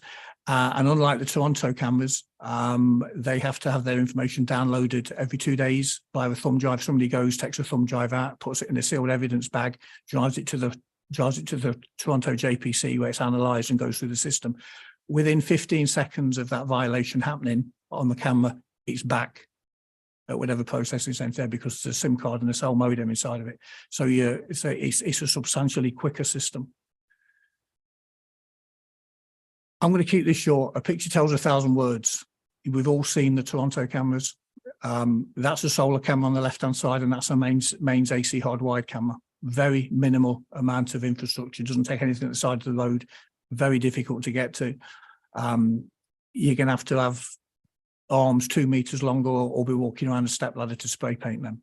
You have a really good aim with a rock or a stone. So that's the mains AC hardwired version. That's the solar version. The left-hand side is Disney. The right-hand side is in South Carolina. Unique again, we can mount them to trailers so they move around, so you don't have to be in the same place all at one time. And because we're the manufacturer of the driver feedback signs, we can link it with the driver feedback signs should you wish to do so. So you're actually warning the driver before he gets to the camera that he's doing 78 kilometers, say, for argument's sake. And if he doesn't slow down as he passes the camera, then that's when it would violate him on the back. Not mandatory, not required, but it's a nice public relations tool to actually display the speed before they get there. Legal requirements, rear plate capture, IR or xenon. We have to be able to read the province on the plate as well as the license plate itself. And in Ontario, it's only in Ontario, we have to define on the ticket in which lane you are, lane 1, 2 or 3. Lane 1 is the nearest to the right-hand side and it works its way across. As you see, the image storage, it's secure encryption. It's based on an AWS web server. No information leaves the country of Canada. like the Americans don't like it leaving America. So the AWS server is located within Canada. And the camera gets calibrated in accordance with all your local and provincial guidelines, whatever the OPP say for their calibration. We just follow their calibration timelines. I'll skip over this. This is basic, the planning. We do strongly urge, I don't know, Conduit Transportation do as well as LAS, that you don't just put cameras up here, there. You do a pre-deployment speed study. Is the area actually viable for speed? Do you actually have a complaint? Because I'm an ex-policeman, I can tell you now, majority of residents' complaints for speed are not actually what they say they are. That vehicle's doing 95 up the road. It's impossible. You can't do 95 kilometers up this road, but the perception is that that doesn't stop the complaint coming in from the resident. So the pre-camera deployment is vital, and that's something that we would do anyway. And then identifying your worst areas, because some areas are not as bad, some areas are others. And then the dates and times when this happens. It may be Monday to Friday in the work hours. It may be seasonal, especially in your case with the huge seasonal turnover. So all these things can be identified before any camera deployment was put into place. So that immediately takes away, or you're only doing it to get money, you're only doing it to do this, so it's done for traffic calming purposes. And so what happens in Ontario, you can do ASE, automated speed enforcement, or you can issue warnings should you wish to do so. If it's ASE, you've got the two options of the administrative penalties or through the provincial courts. Most people are looking at going through the administrative penalties because it's a lot quicker system and easier to administer. You have to establish an appropriate back end or system of staffing if you're going to do it yourself, because there's nothing actually stopping you from administering your own system. You could purchase the camera direct from us and set up your own system, but you'd be responsible for the ticketing, all the processing, all the back end. Most people are going to either go through LAS or contract with something like Conduit to do the back end processing for them. Fourth one is gather data, which you've already spoke about, and we do pre and post deployment. So pre data capture, put the camera in 3 months, 6 months, post data capture to prove how successful it's been and what you had, what we've done, and now what you've got there. One of the biggest things for Ontario, you have to designate your community safety zone. Typically schools, hospitals, health centres, that kind of thing. It has to be designated by council. And the appropriate signage put up. And then you have to go through a 90-day advance public warning period that says, it's there, and on day 91, this may become a fine, so it has to be done. And obviously all the legal signage has to be deployed in accordance with the regulations. So that's basically the nuts and bolts of what you've got to do to set it up. Procurement options, we're very fortunate that we have a canoe contract, which is valid across Canada. So these can be procured without any need for RFP or bid, because they're all covered by the canoe contract, which is up there.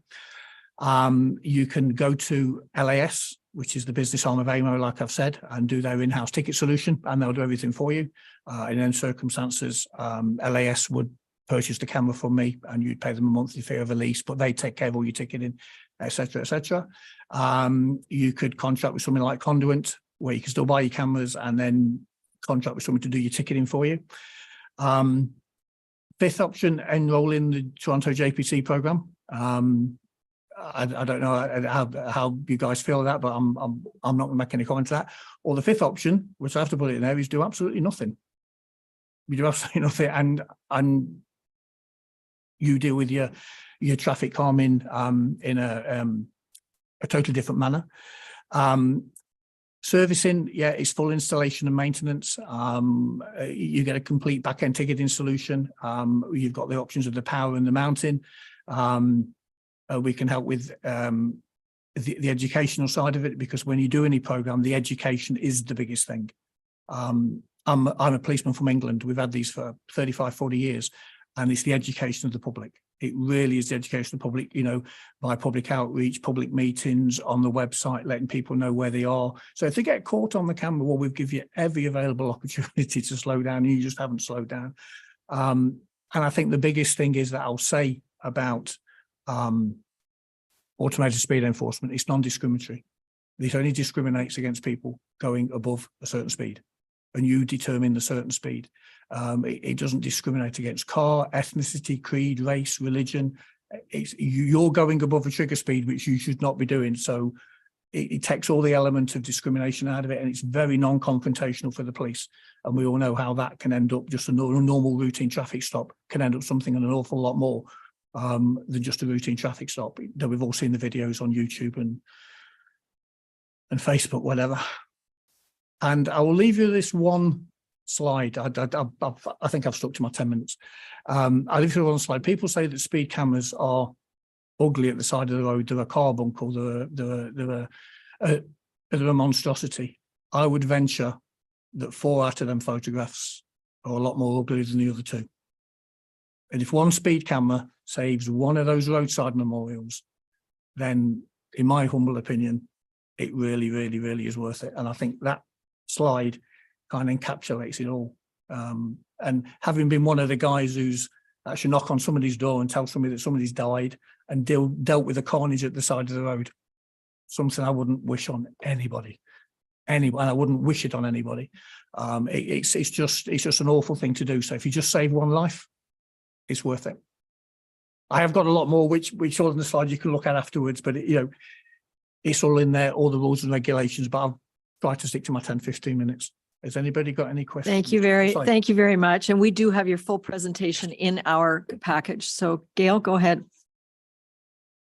Okay, my question is, are you partnered with the MTO?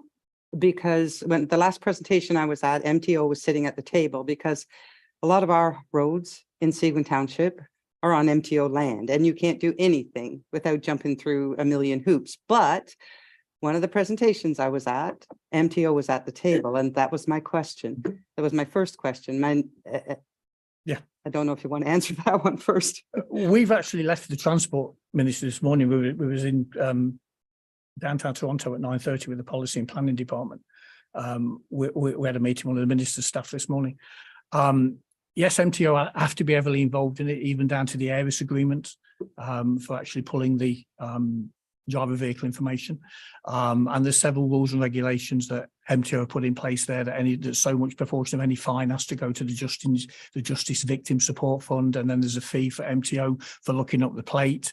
And it's a different ARIS agreement for looking up a plate for speed than it is for looking up a plate for parking. So you have to have 2 ARIS agreements. So there's rules, regulations, but yes, it's in full consultation with the MTO. And it goes through the automated monetary penalty system where you do not get a chance to appeal that. Yes. You can do a justice of the peace online, but you don't get an opportunity to appeal the. Exactly. It's done by a hearing officer within the council. It has to be a municipal employed officer, and you have to have, I hate this term, POOs. It's provincial offences officer. They need to find a better acronym for it. But you have to have a municipally employed provincial offences officer to assess the ticket. It gets issued, and then the owner of the vehicle has an opportunity to appeal to an adjudication officer, and that's the person that's within the municipal building, and that can be shared apparently. So one hearing officer can be shared across 6 or 7 I think with the municipalities. automated monetary penalty, you can do it in your own municipality. Absolutely can. You don't have to go through provincial offences. But you don't even have to have your own hearing officer. That hearing officer can be shared by It's 7. online. Yeah, Yeah. that's what I believe. So it's all the same. Yeah, it's all the same. You offer. Okay. That's it. So most people that we're speaking to, they're not even looking at the provincial courts. They're going through the administrative penalties. Yeah, It's quicker, it's simpler, and it just flows a lot quicker. Yeah, and the victim penalties are always paid on all. They're already included in that part of it, as long as They're the included MPO, in the yeah, fine. And the calculation. Yeah. all the fees calculations that comes out of the fine, and then whatever you've got, then the remainder goes to the municipality. Thank you. Thank you very much. And I don't know whether you are aware, but Seguin Township is already your customer. Yes, we are. And I it goes through our bylaw department. Yeah, the offences. It is. Yeah, there aren't many towns and cities in Canada actually that are not part. Ontario is one of our best provinces. I can't think of many towns and cities that don't do business with us or haven't done business with us over the last 20-something years. Continue. So, and we very, very appreciate your business. I will point out now. Are there any other further questions from council? No, thank you very much. And your full presentation is in our package. Thank you very much.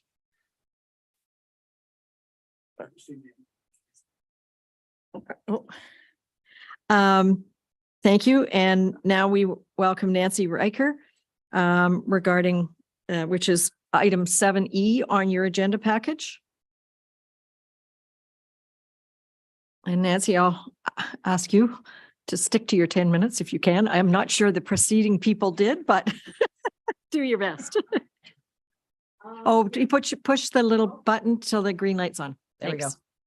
Thanks. Yes, thank you. I will try. So good afternoon, Madam Mayor and the council members. Thank you for this opportunity to speak before the council about the newly proposed noise bylaw. We are here, my husband and I are here to represent the 37 petitioners from Maple Lake on our shared concerns regarding amplified sound from Camp George and our inability to enjoy our properties.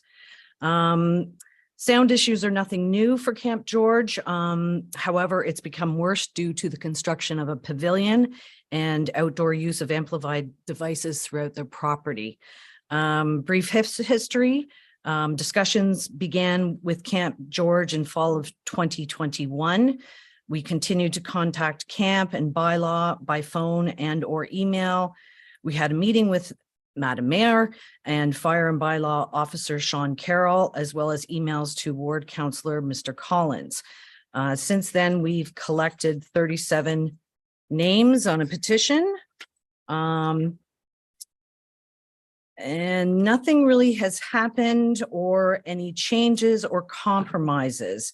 Mr. Rose, who is the camp director of Camp George, has never shared a compromise or solution, except to say that he will monitor the sound level that he deems appropriate. But it's business as usual so far. Unfortunately, due to the nature of the pavilion, we are hesitant to believe an agreed upon sound level will work. We're sure that everyone here is well aware of how sound carries over water, land, everything else. And we all hear our neighbors, and that's fine once in a while, but we're talking excessive noise pretty much every day. And so the issue comes down to point 3.2A and 4.8, sorry, of the bylaw, which talks about the point of reception between the noise, the audible point of perception between 11 p.m. and 7 a.m. So the problem is, what do we do about the noise before 11 p.m.? So what do we do about the noise between 7 a.m. and 11 p.m.? Because this is daily, during the day, all the time. And then with the 3.2, it does say no person shall at any time emit or cause or permit the emission of noise resulting from the following, which noise is clearly audible at a point of reception. I can assure you that it is clearly audible at a point of reception. I have plenty of recordings if you want to hear any of them that are taken from my deck and the Muskoka room, and the distance between us and the pavilion is rather substantial. I don't know if everybody can sort of see that. Sorry, I didn't bring a slideshow. It kind of came to my head, and it's a very, very large building. Presently, the building has a professional sound system in it, a movie projector and screen. So again, a question might be, are they in any possible permit violation when they were permitted to build this particular building? And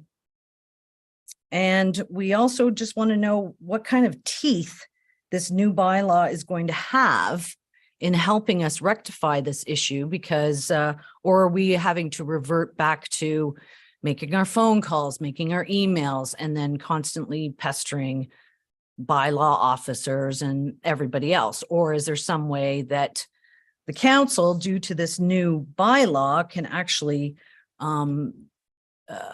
go to the camp itself inspect this pavilion and to realize the sound system and have it removed. It's, yeah, I don't know what else to say other than it's moving forward into the new spring and summer. We really don't want to have to go down the same road again of constantly phoning and sending out emails. And as I say, Mr. Rose has continued to ignore us. And the last letter that was sent to him, which included the what Sean Carroll had spoken to him about safe, quiet lakes, all that sort of stuff. And he said that basically he would just try to do their best to keep noise to what they deem an acceptable level. And then more recently, we sent him a letter, and his response basically was, we will continue to monitor and make adjustments as required in order to maintain a good neighbor to those located near the camp.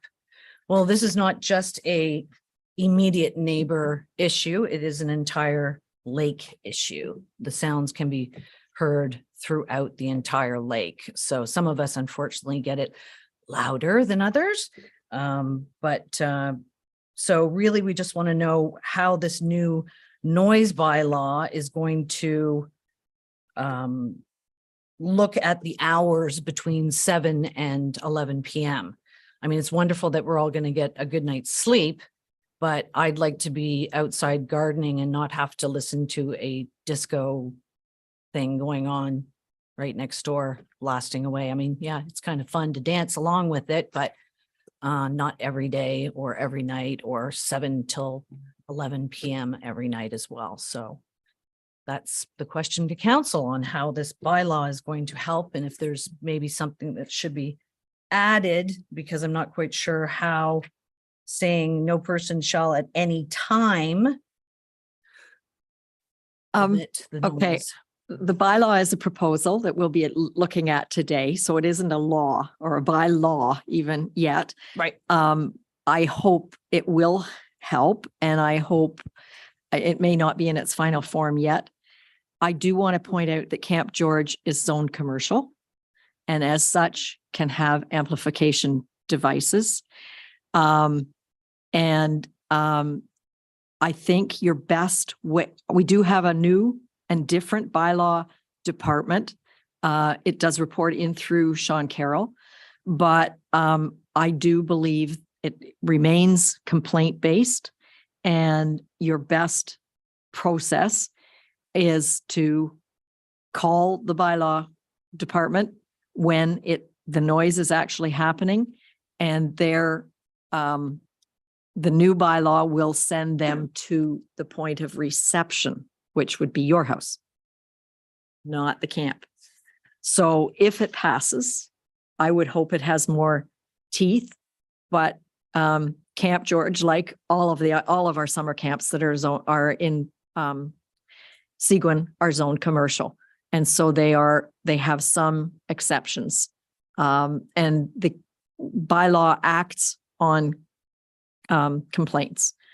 I don't know whether you want to add anything, Jason, but I'm sorry, but I was under the impression that this new bylaw was encompassing all zones. That was what I was told.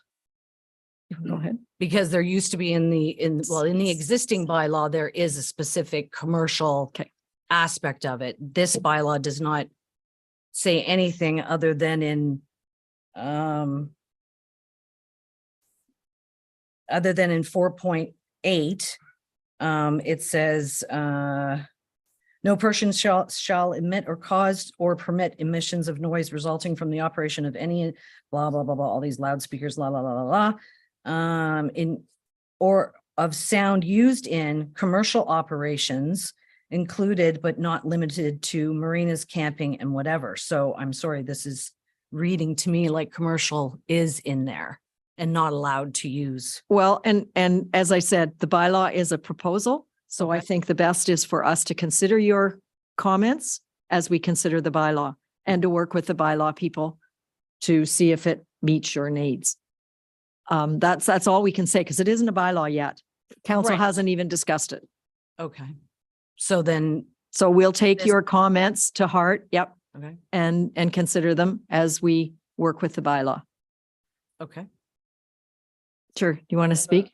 An answer as to if bylaw is called pretty much on a nightly basis, why they don't drive out to the camp once to deal with it. I They would pass right by us. We're fully aware whether they would drive out or not. What is the point of bylaw if they're not going to do anything about it? Well, all I can say is I honestly don't know the full history of the previous bylaw department, but I know that now if a complaint comes in, it is logged and their activity is recorded. That's all I can say. They generally go to where they're called. So you say this year, instead of a plug culvert, they'll actually come out and deal with this situation. It's my anticipation that that's their mandate. Go ahead. Your worship, members of council, just share that, you know, over the last couple of years, council's considered the implementation of a new bylaw department rather than a contract staff that gets dispatched through an after hours call or during regular business hours. And, you know, the community should expect to see a higher level of service, especially this year, going into this spring, this summer, than any previous year. So I think to your point, Mr. Riker, that, yeah, you should expect a better level of service from the township this year based on the investment into the resources to provide that level of service. So what's involved in changing a bylaw then? If you keep throwing this commercial out, how does one change a commercial bylaw? I mean, I'd love to have the dialogue, but really we can't engage in the discussion here. But what has to happen is council has to make any changes to the bylaw. And all we have in front of us today is a proposal of a new bylaw. And we will consider your comments as we consider the proposal. So the existing bylaw stands until council passes a new bylaw. Okay. Thank you. Thank you very much for your presentation, and we will take it into consideration.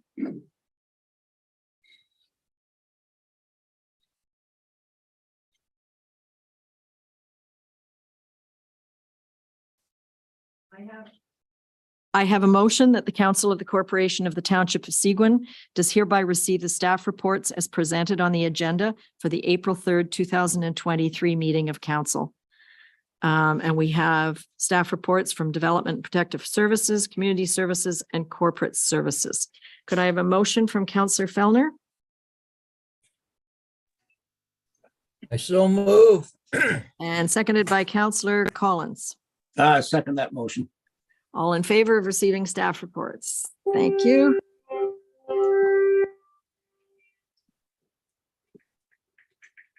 Oh, thank you. I have a motion that bylaw number 2023-030, being a bylaw to prohibit and regulate noise within the township of Seguin and to repeal bylaw number 2022-045 and all of its amending bylaws in their entirety is hereby deemed to have been read a first, second, and third time and passed by council. Could I have a motion from Councillor Adams? And seconded by Councillor Bazinski.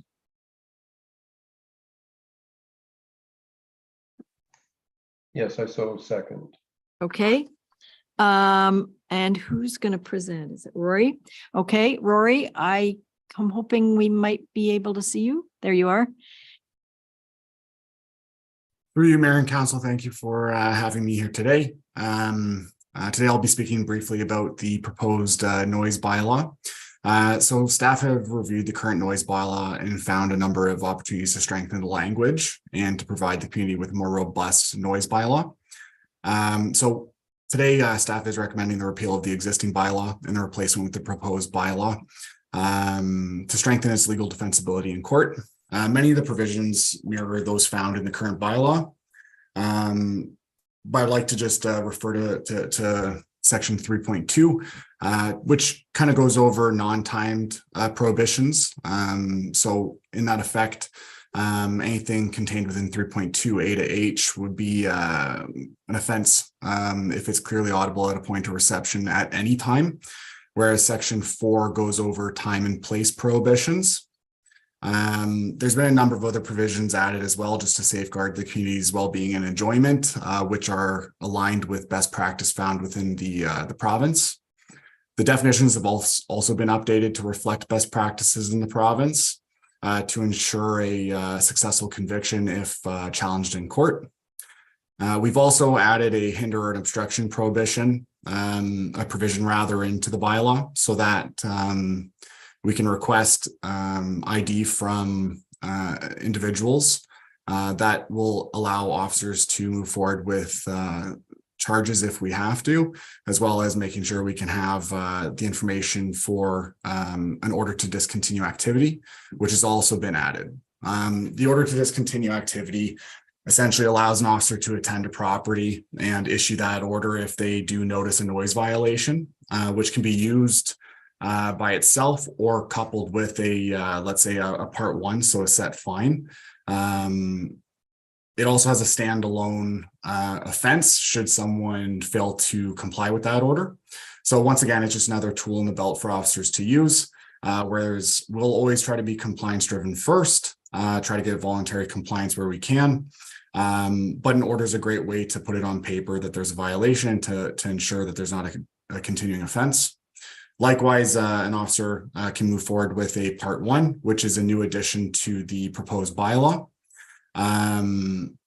So I will say that that does not exclude an officer's ability to proceed with part 3, which would effectively summons an individual to court and where there would be maximum fines possibly imposed. The bylaw, the enforcement provisions are the real success here, where they have been increased. So if we proceed with a part 3, max fines on a first-time offense on an individual is $10,000, $50,000 on a corporation. However, like I said, typically bylaw services may start with a set fine as a way to disincentivize a continuing offense. Of course, more severe offenses may be used, like I said, under a part 3 process.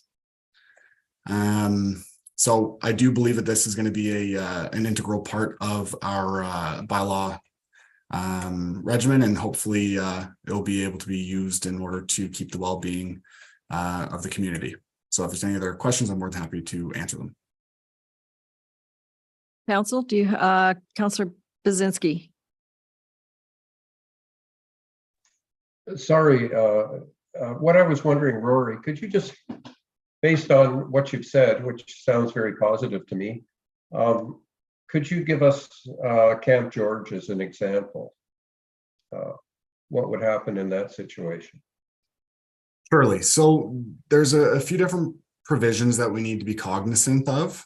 And so, like I had said before, some of the provisions are pretty much a mirror from our current bylaw. And so within one of the schedules of the current bylaw, they do have the same prohibition as found under section 4.8 of the proposed bylaw, which is specific to electronic devices or speakers or PA systems for a commercial entity. So I made sure to mirror what was there with what we're proposing. So camping establishments and other commercial entities currently, and if this proposed bylaw were to be adopted, to utilize PA systems or other amplification devices for various purposes, including staff and guest communication and entertainment, such as making announcements or music. However, in order to address potential safety concerns related to excessive noise, regulations have to be implemented to restrict the hours. So I made sure to align a lot of these commercial practices with a timed offense. So for instance, a quarry or a pit, they have the same sort of timing, which is between 11 and 7, offloading or unloading of materials in relation to a business, same thing, 11 to 7. So I wanted to make sure that, commercial industrial purposes are kept consistent. So bylaws need to balance the enjoyment of residential homes as well as the ability for commercial businesses to conduct their work effectively. So I think that's just one point to keep in mind. But in any event, if the bylaw is going to remain the way that it is, then it would be an offense for Camp George, for instance, to be playing noise after 11. So I do recommend the bylaw in its current written manner to allow for commercial operations to conduct their business by using amplification devices, such as a marina or a camping establishment. However, should council direct staff to remove this provision, an amendment can be made for future consideration at another council meeting. Thank you. Councillor Fellner. Thank you, Madam Mayor. So Roy, how, the council was very interested in the strengthening of the bylaws in order to cut down on the amount of nuisance partying and noise in residential areas. And the concern, I guess, that we all have is it's fine to have a remedy after 11 o'clock at night, but how under this your new proposed bylaw can you deal with, I can see the point of having amplified sound for camps, for commercial operations. I don't see the need to have continuous amplified sound. Mm-hmm. Okay, and I think we're talking about two different things here. We're talking about you want to make sure they have the right to use a PA system and do all these other things in the general course of their business. I think where the concern is where we have continuous amplified sound, and then probably at unreasonable levels. Sound carries farther over water than land, obviously, because there's no obstructions, correct? So,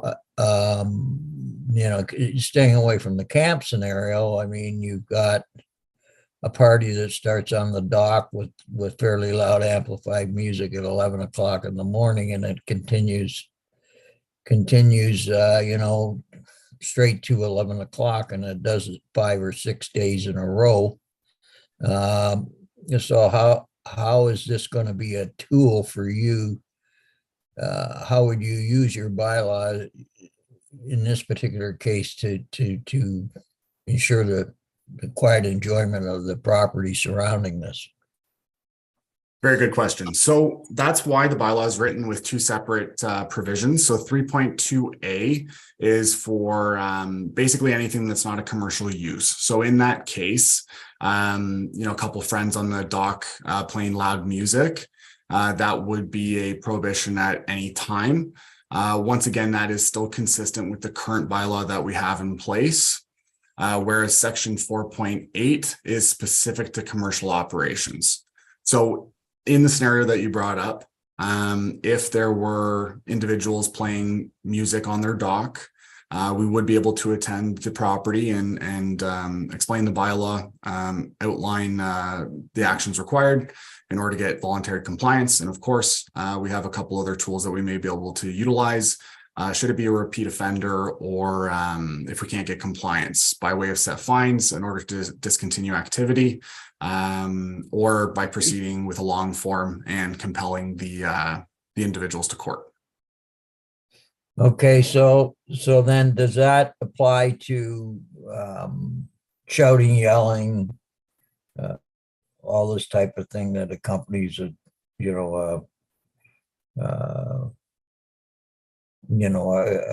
fairly loud gathering of people on a dock on a continuous basis? Does it all qualify as a reason for you to be able to go to the site during daylight hours? Shouting and yelling and things of that nature would be contained under section 4.6 of the bylaw, which would be a timed offense as well. This is to allow people to, enjoy their day and let's say they're playing volleyball or whatever they're doing, it allows them to enjoy their time. But having a timed offense allows it so that people can enjoy their sleep and the evening. Okay. Okay, I guess my only comment there is my only concern, and we have one in Ward 4 as well, a camp, and it's the same concerns have been brought forward by the residents in the immediate area, and it's the continuous amplified sound. And there doesn't seem to be any reasonable solution to that. But it's continuous. It goes on all day, every day. And I think we need a provision in the bylaw to be able to address that, to at least find some middle ground. I do think something to keep in mind is that commercial operations do have a business to run, and we got to make sure that people can enjoy their time throughout the day. However, if this is something that council would like me to go back on, then I can go back to the drawing board and see what best practice is being fulfilled in other municipalities in the province. One thing I will mention is that this bylaw was emulated off of a current bylaw. It's fairly mirrored off of the town of Milton. And I've been in talks with them, and this bylaw does hold up with best practice as well as within court. So I am happy in that respect. However, if it's something that you guys would like me to go back on and go back to the drawing board, I'm more than happy to do that. Councillor Getty. Rory, I'd like to thank you and the team. I think that you've done a ton of work on this, and I really appreciate it. I think it's a quality document. There may be, some council members may have some minor issues that they want to look at. I know not minor for the Maple Lake residents, but things that I think can be worked out. The only question I had, and I will defer to your expertise, but one of the things, and I mentioned it to Jason, that we are now putting in a hinder and obstruct penalty. Yep. And the maximum fine available under the POA, from what I read in your document, is $1,000. Mm-hmm. In the offense category, we do have some fines that we are proposing at, or you are proposing at $750. And I know for a fact that when you go out, it's when all of us are probably sleeping peaceably in our beds. And I'm just wondering, is it something that we could revisit, or do you have a reason why that penalty would not be able to be put in at, I would say $1,000, but even at a $750, comparable to the others, just to give you the support that you require to go out and do these? Thank you. Thank you. Great question. So $500 is the typical fine set for a hinder obstruct. I've done a jurisdictional scan of about a dozen other municipalities that all have their hinder obstruct at about $500. That's something that I'd want to stay consistent with through all of the bylaws as I implement them or make revisions to existing bylaws. If we're going to be going for the high max fine of $1,000 on a set fine application, typically it has to do with some sort of health or safety concern. A good example of that would be the use of fireworks during a fire ban, which could create millions of dollars worth of damage should a fire rip through hillsides. And so hinder obstruct, one thing to keep in mind is that it usually is used in conjunction with our investigation. And if someone fails to provide their identification or hinder or obstructs our ability to do our job, we can rely on our partners with OPP to come and detain the individual in order to get that identification. And at that time, then we could always administer that set fine if we wish to. But in short, really, it's just to stay consistent with our neighboring municipalities and make sure that our bylaws are consistent with that as well. The public nuisance bylaw, for instance, and having a set fine of $750 is because of the nature of the violation. Public nuisance, like a nuisance party, typically leads to a community impact. Whereas a hinder obstruct, yes, it does affect my investigation, but there's definitely tools I can utilize to make sure that that gets dealt with. Thank you. And that's what I say. I defer to your expertise. Sorry, we defer to your expertise. I just wanted to make sure that you know that you have the backing. I won't speak for all of council, but I think I can speak for council, and that you do have our backing when you're going out there. And that's why I just wanted to ask if there was a clarification on the lower cost of the fine. Thank you. Very much. I appreciate that. Councillor Finson. I just wanted to ask about the commercial noise, the commercial use of amplification. Is it okay if it's amplified all day long from morning till night? Like, I don't understand why that isn't a restriction. If I had a commercial business and on the outside of it, I had a amplification that went all day long just for, because I like music. That doesn't seem like it is instrumental to running my business. So I'm just wondering if there's not something like some kind of restriction on playing your music all day long, or if there's any kind of addition that could be, I don't know, I'm just pulling at straws, but I mean, I can imagine being on the lake and listening to music from the time I get up till the time it stops at 11 o'clock. I just don't understand that is instrumental to running their business to have, if I'm understanding right, that it's going all day long. I understand, amplify, call the kids, amplify, we'll all get together, go to the lake.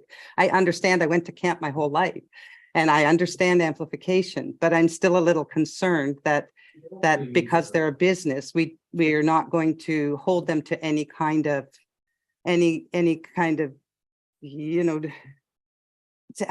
to be good to their neighbors. We're not holding them up to any kind of standard, is I guess what I'm looking at. We're saying you're commercial, you can do whatever you want because amplification is necessary for your business. But I'm wondering if there's not something we can do about the amount of time that they actually amplify. If they have music playing all day, which is what I seem to be understanding, does that music imperative to running their business, to swimming, to whatever they do? So I'm wondering if there's any way we can find out or go or sit there all day one day and just see what you see and see if you could live there, or I don't know. Is there some way we can restrict it a little bit? I don't know. Just that I don't know. I just over to you, Rory. Thank you very much. So the prohibition, section 4.8 in particular, the proposed bylaw remains consistent with our current provisions that we have in place about the amplification devices on commercial properties. A lot of the time, this is in relation to what kind of business they're doing. No different than how a pit and a quarry blasts throughout the day. Daycares or camping establishments under our zoning bylaw, that's their business, is making sure that kids enjoy their time and can play and enjoy their summer in respect to the business that they're operating. However, like I've said in the past, this is a mirror of our current provisions that are set. So if council would like to direct staff to remove this provision, effectively not allowing marinas or children's camps from using speakers or PA systems at any time, an amendment can be made for future consideration at another council meeting. However, based on the business as well as the permitted uses under the zoning bylaw, I would recommend that the bylaw in its current written manner move forward. Thank you.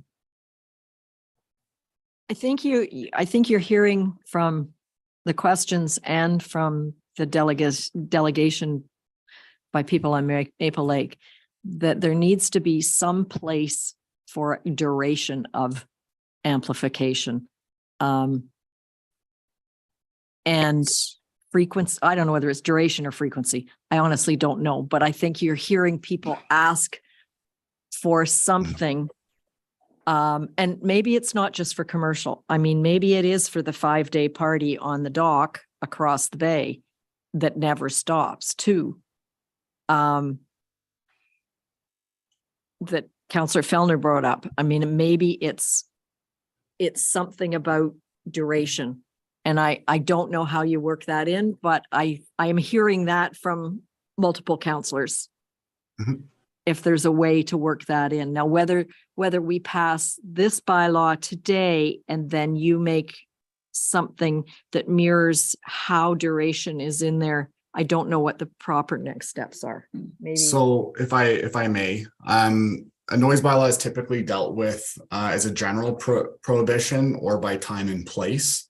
So there are a couple options that we could move forward with. So of course we could keep it as is, which once again is current with our noise bylaws that's enacted at the moment. Or we could also change the time duration. So instead of it being 11, it could be earlier. Or I can always go back to the, like I said, to the drawing board and see whether or not there's any sort of legislative requirements or considerations with respect to the zoning of the land and how that relates to what we can possibly integrate into the bylaw.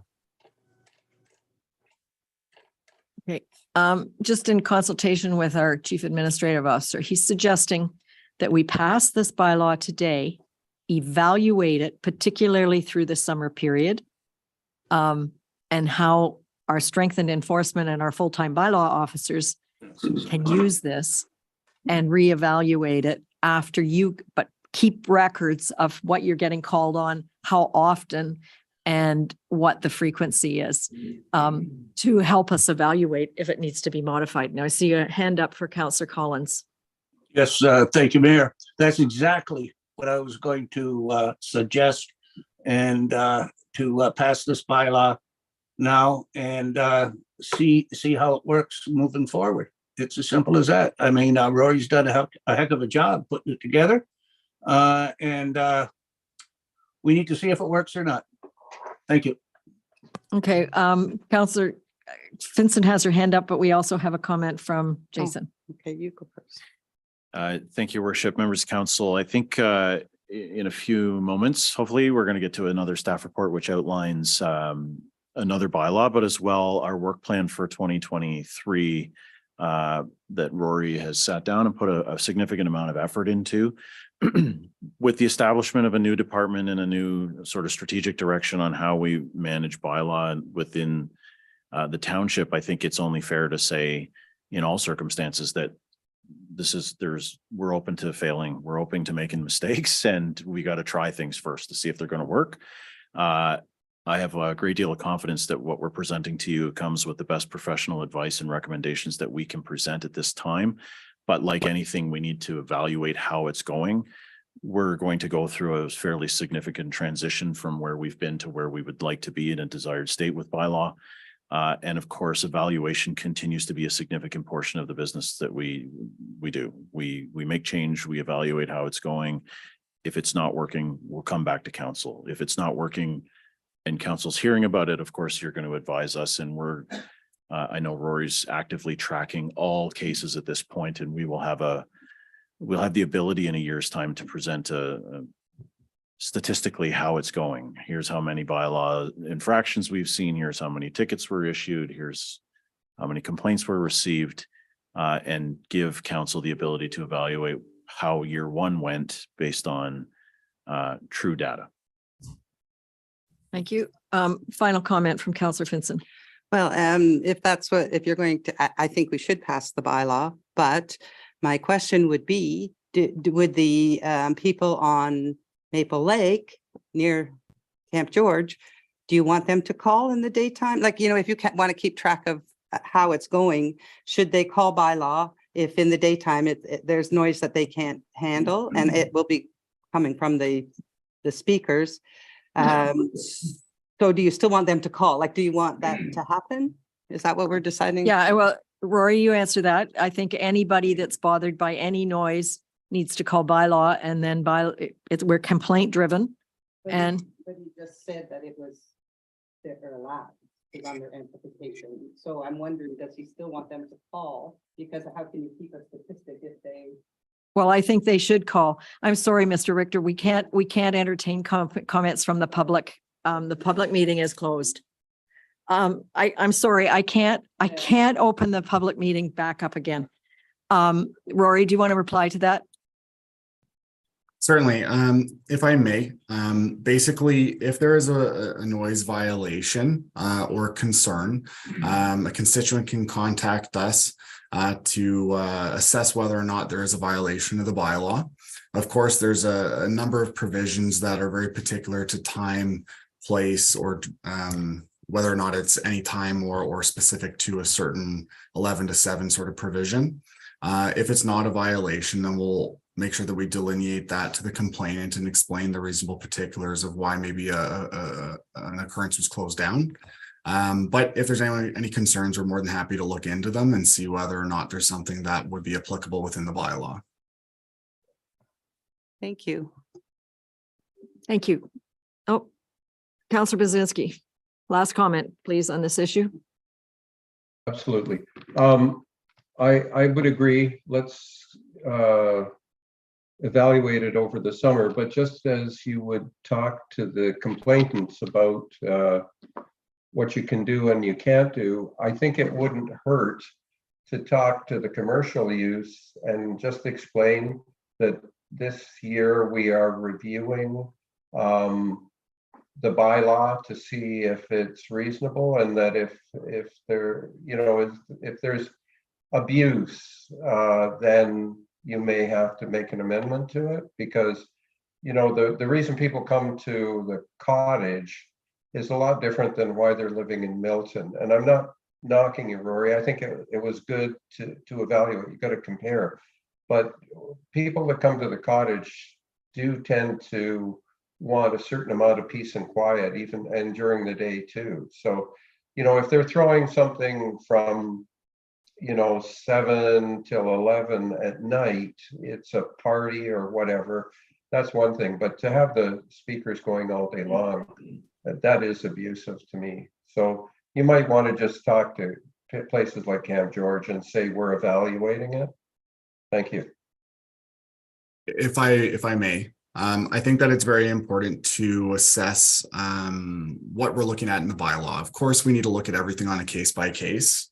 I've been here for about half a year now, and I'm very happy to be here. So I can't speak about the history or what has happened before my time, but I can say that bylaw staff and myself are always ready to look into something and assess whether or not there is a violation or something within the bylaw needs to be looked at again to make sure that we can keep community peace in mind. Of course, we'll be investigating the provisions of the bylaw. If there's anything that's outside of the scope of the bylaw, maybe it's something that we can note and see whether or not it's an item that we can integrate. So I have no problem looking into it over the next year, should this bylaw be enacted for future consideration. Thank you very much. We have a bylaw on the table, and I think we have heard agreement to track and recommend changes if we need to. We also have another bylaw in the next agenda item that will cover some of these, I think. So I'm going to call a vote. All in favor of the bylaw as it is presented. Thank you, and that is carried. Okay. I have a motion that bylaw number 2023-031, being a bylaw to prohibit and regulate nuisances within the township of Seguin, is hereby deemed to have been read a first, second, and third time and passed by council. Could I have a motion from Councillor Getty? I so move. And seconded by Councillor Fellner. I'll second that. Okay, and Rory, do you want to give us a little bit of a background on this one? Certainly. So the next bylaw that is up for consideration is a new bylaw. It's a public nuisance bylaw, which will provide added enforcement options beyond those available under existing bylaws. The regulatory purpose of a nuisance bylaw is to create a duty upon those hosting or sponsoring social events or parties to control the participants. More or less, it's to do with large gatherings or parties. Public nuisance bylaw started in larger municipalities like university or college towns, but a lot of other municipalities have started using it as well, such as those found along cottage countries like Collingwood and whatnot. So they deal with, like I said, public nuisances such as public urination, other disorderly acts, and things of that nature. But the main objective of a public nuisance bylaw is to address public nuisances such as parties. So communities that contain seasonal surges related to cottagers and parties are directly impacted by these incidents. So we take these matters a little bit more serious, as it definitely impacts all the neighbors as a whole, which is why the set fines that are being proposed are higher than those found, let's say, under the noise bylaw. A noise bylaw and a public nuisance bylaw typically go hand in hand, where an officer could proceed with charging under the noise bylaw for, let's say, the amplification of music, whereas they may also opt to proceed with a public nuisance charge, dependent on the severity of the issue. So something to bear in mind is that nuisance bylaws do apply to unauthorized gatherings in public places or private property. It can include any yard or within the dwelling. So pretty much the benefits of a public nuisance bylaw is to help protect the public health, safety, and welfare of citizens in a community by prohibiting certain activities. It can also help maintain order, reduce noise and other forms of pollution, and discourage activities likely to disturb inhabitants. So by making certain activities or behaviors unlawful, a public nuisance bylaw can act as a deterrent to people who may be considering engaging in those activities or behaviors. Likewise, similar to the noise bylaw, the public nuisance bylaw also has a order to discontinue activity, whereby an officer can issue an order effectively requiring that the parties cease and desist the violating acts. And should they not comply, then there would also be a standalone set fine for a violation of that nature. So it is definitely a bylaw that will help address a lot of these seasonal surges of individuals coming in, but also of long-term residents that also are throwing these large social gatherings. Thank you. Any questions from council? No, I actually think that this bylaw may have more teeth with things like the rave we dealt with last year that was ongoing than even the noise bylaw. This would be a perfect example for a large party of that nature. Yes. Yeah. Okay. So no questions? All in favor? Great. Thank you. And Rory, I believe you're on next with your work plan, which I think is just for information. This correct is just a informational report. So I guess I'll just keep trucking along if it's okay with you guys. So the work plan, basically I've done a bit of a strengths and weaknesses assessment over the last 6 months, and I've created an outline of the bylaws that I'd be recommending for adoption within our municipality. So the proposed bylaws are aimed at enhancing the quality of life and safety for our residents, as well as supporting sustainable environmental and community practices. So those are outlined in Schedule A and B of the report. Yeah, they're on page 231 and 332 of your agenda package. Thank you very much. So the undertaking of this comprehensive improvement plan, like I said, is a focus on environmental protections and promoting the health and well-being and quality of life of the community. Which it's more or less, it's a long-term improvement roadmap, which does outline the implementation timelines. Now, of course, should additional reports or business cases be required, then those timelines may be altered. However, I'll be trying to stick to that timeline as diligently as I can. So the main benefits of these will be assessed through community needs, our enforcement effectiveness, public safety, compliance costs, and consistency with other laws. But of course, at the forefront will always be good governance. So not only are we looking at implementing new bylaws, but I'll also be looking at creating a business case for a administrative monetary penalty system, which is a faster and more flexible process for payment, appeal, and collection of parking or non-parking penalties. AMPS is fully managed by the municipality and replaces the judicial appeal process found through the Provincial Offences Act. Doesn't mean that we can't utilize POA for fines, but once again, it's an additional tool in the belt for staff to use. It's an alternative system of penalties administered by the municipality for regulatory violations rather than pursuing charges through the POA. Many municipalities have seen a lot of benefit to it, one of which that I just came from. It also speeds up the dispute process, whereby a hearing officer can modify, cancel, or affirm penalties. And if they would like to proceed to an appeal, they can do that. But more or less, it provides the public with greater flexibility as to where, when, and how they can interact with the municipality in resolving their penalty notice, which creates a more streamlined, customer service focused initiative. It also helps prevent what's currently happening within the courts, whereby a lot of cases are kind of bottlenecking.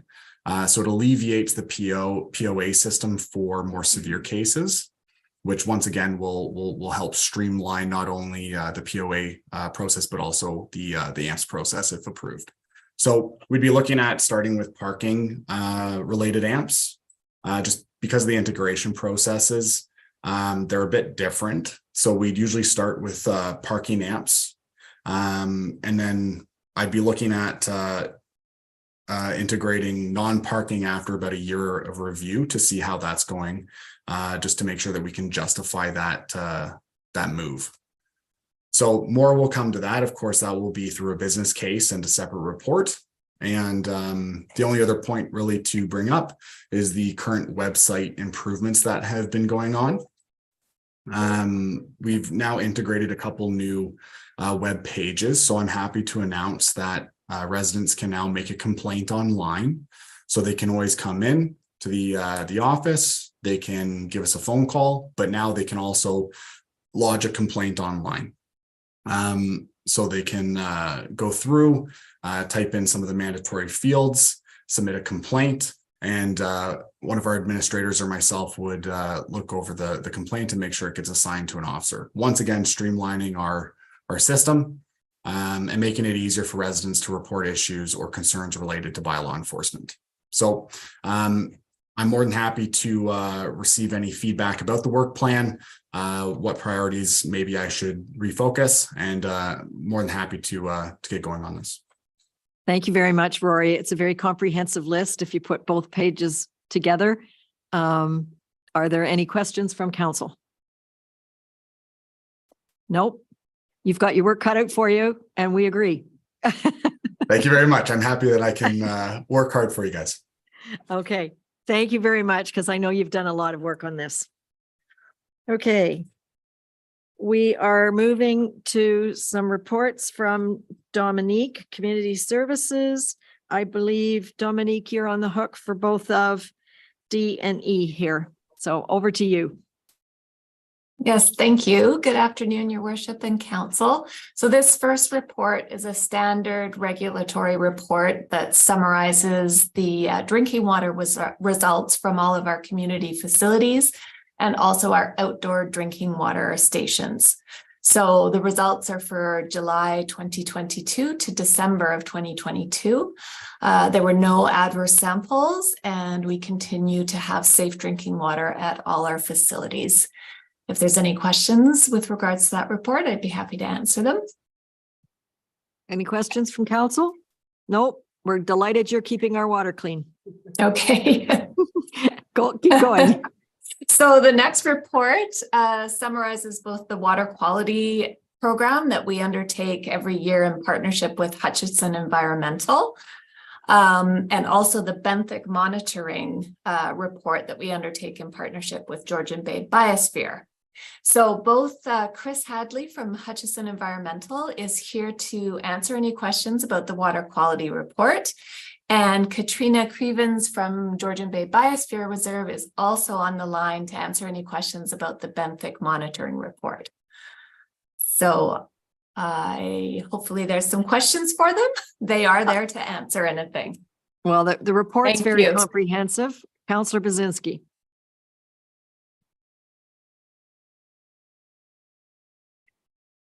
You're on mute, Councillor Bazinski. Sorry about that. My question is on the water quality monitoring program. Is that still being fed into the biological carrying capacity calculations that the township has used in the past and is used for reviewing development? We have not, we haven't used the results from the water quality monitoring program to update the modeling in a while. That was its original purpose. The water quality monitoring was to inform some of the issues that were found when the modeling was done 10 years ago and potentially update that modeling. We've maintained the program since I took it over in order to monitor for any water quality issues and respond to any changes in nutrient concentrations in cooperation with the Lake Partner Program. So an update to the Seguin Township's water quality model is certainly possible, but it's not something we do regularly because the effort and the cost is quite high. So Is it something you would recommend, Chris? I don't know that it's necessary right now. We could certainly look into it. It was proposed as an option. I'd have to double check to see the last time that the model was updated. I believe that it was in 2012 or 2014, but I'd have to double check my notes. It was before I took over the program. So would we be open to a challenge based on the biological carrying capacity numbers, do you think? Open to a challenge in terms of what? In terms of the development capacity on a particular lake? I think that you're always potentially going to get challenged on development capacity of lakes if somebody wants to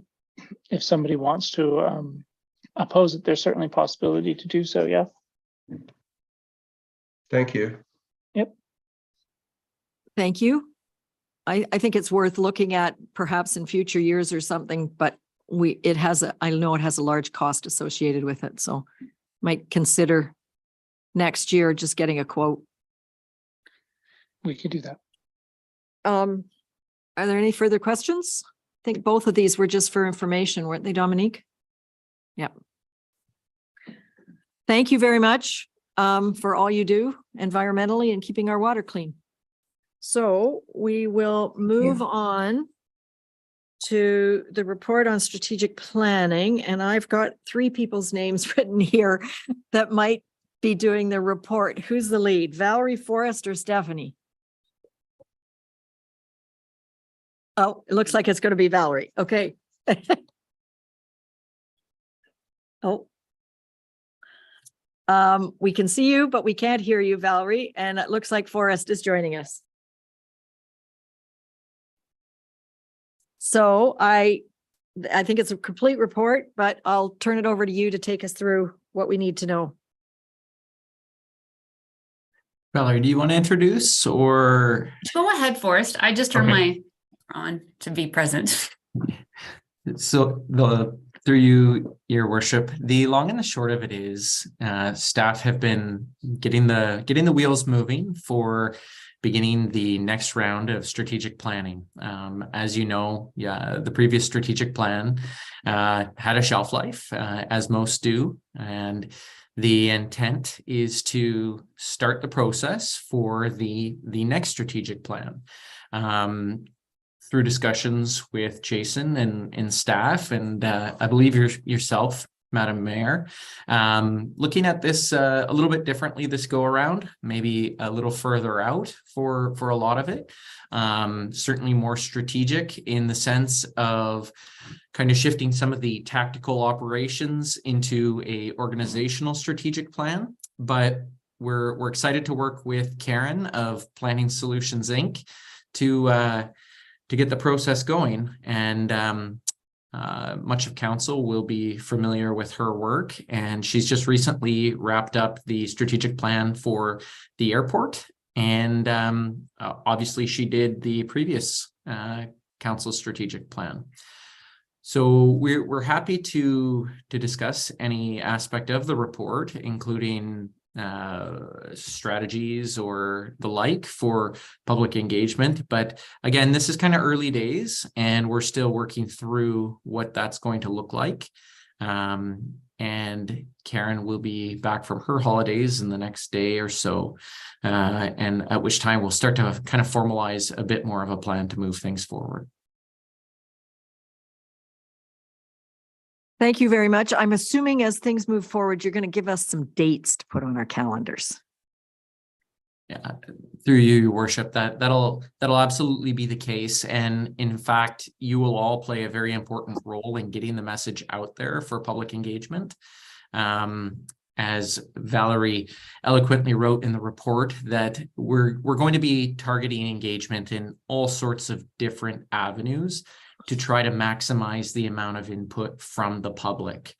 It'll be pivotal to engage the public of all types, to provide insight and ideas for who we want to be and where we want to go. Okay, thank you. Are there any questions from council? I see our CAO would like to weigh in, but no questions from council.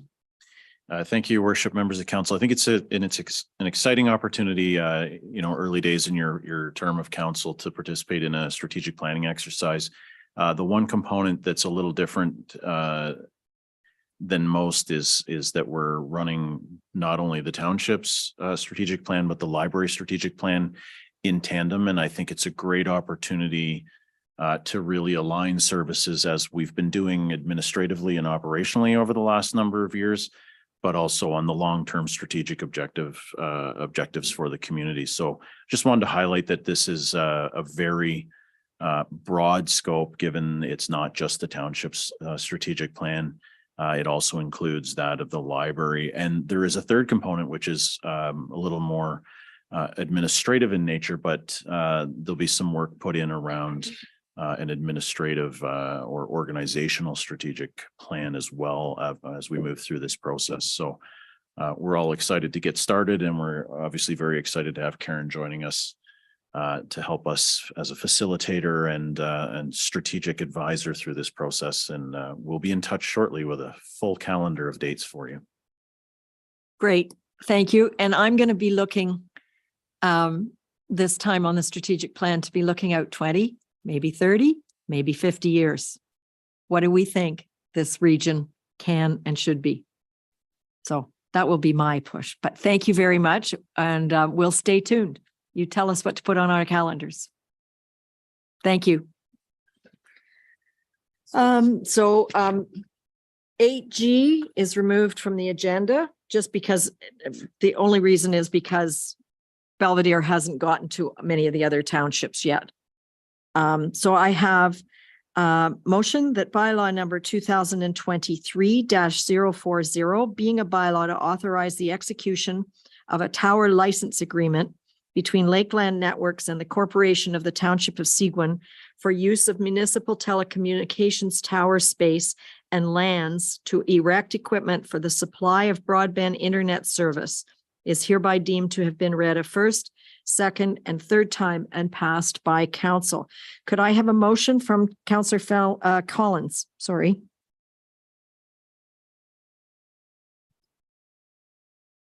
Councillor Collins, can you make this motion? Maybe.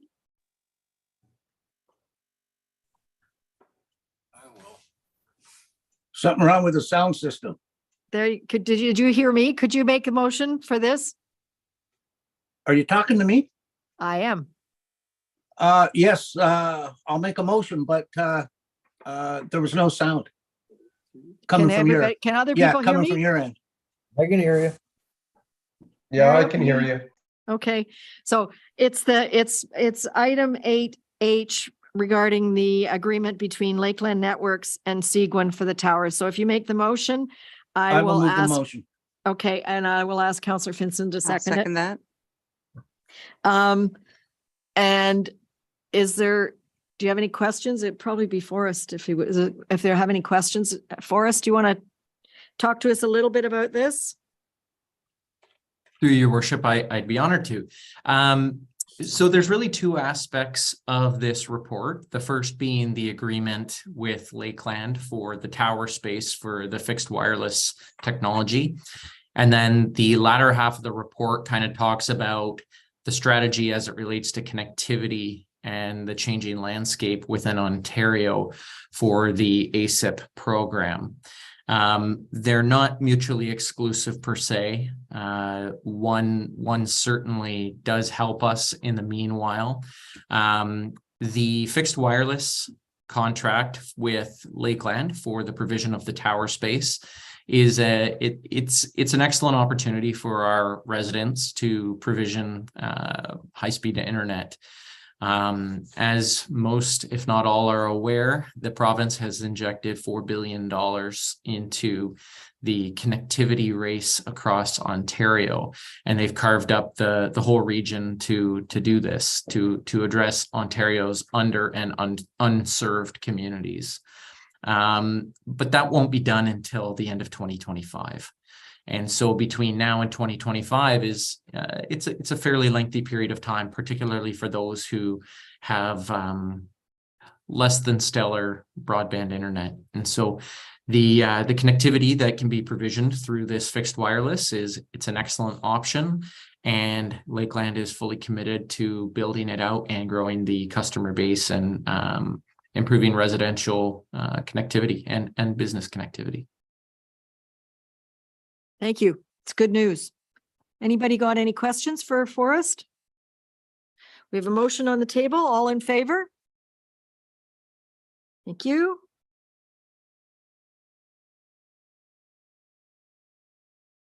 Oh, and I have a motion that the Council of the Corporation of the Township of Seguin does hereby authorize the following members of council to attend the District of Parry Sound Municipal Association Spring Meeting being held Friday, May 5th, 2023, hosted by the Township of McMurray Monteith at the Sprucedale Community Centre in Sprucedale, Ontario. Reimbursement of expenses will be as per township policy. Who would like to go on May 5th? It's a drive. Ted Collins, Ted, you're our rep, Yep. aren't you? Yes, I am. And I have to say to everybody, this is the first time in about 2.5 years that the entire district of Parry Sound is getting together under one roof. That's the 22 municipalities throughout the township or throughout Parry Sound, the district of Parry Sound. So, and you can see that the cost of attendance hasn't changed in, I would say, since for the last 10 years for $30. Yeah. So I'll be there. Ken?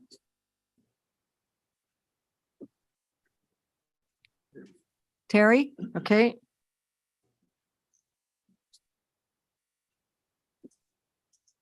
Anybody else? Nope. Okay, so the motion is amended to include councillors Collins, Adams, and Fellner, and myself. So could I have a motion from Councillor Adams and seconded by Councillor Bazinski? I second that. All in favor of authorizing Ted, Councillors Collins, Adams, Fellner, and Ann McDermott to attend on May 5th. Thank you. Do you sign us up or do we have to sign ourselves up? We'll register. Okay, thank you.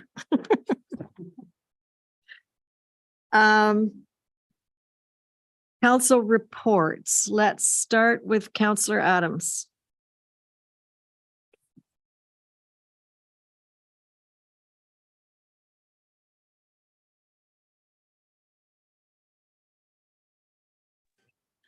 got to push the button. May There the you go. 6th, May the 6th, I attended the Chamber of Commerce meeting. March 15th, I attended the Recreation and Culture meeting. March 23rd, I attended the West Prairie Sound Museum meeting. I have two issues from constituents I'm working on. and working with staff, and hopefully we can do something about it. I have one call about the condition of Horseshoe Lake Road. It's concerned about this, and also concerned about the speeding on this road. That's all I've got. Thank you. Thank you. Councillor Bazinski? Thank you. On March 24th, I attended the Muskoka Watershed Council meeting, and it was a very interesting meeting because there was a representative from the Ministry of Natural Resources and Forestry there talking about changes to the fisheries regulations and the new fisheries strategy. As you may know, a number of the ministries have been cut back on operating funds, and so what they've decided to do is for fisheries management, rather than looking at individual lakes, which was the case in the past, they're looking at it on a much broader level, and they look at it by species. So to give you an example that was close to my heart, lake trout. So any lakes over 500 hectares in size, just arbitrarily, will have a winter lake trout fishery. If they're under 500 hectares in size, they won't have a winter fishery for lake trout. So that means that the only lakes in Seguin that will have a winter fishery for lake trout would be Joe and Rosso and Otter Lake.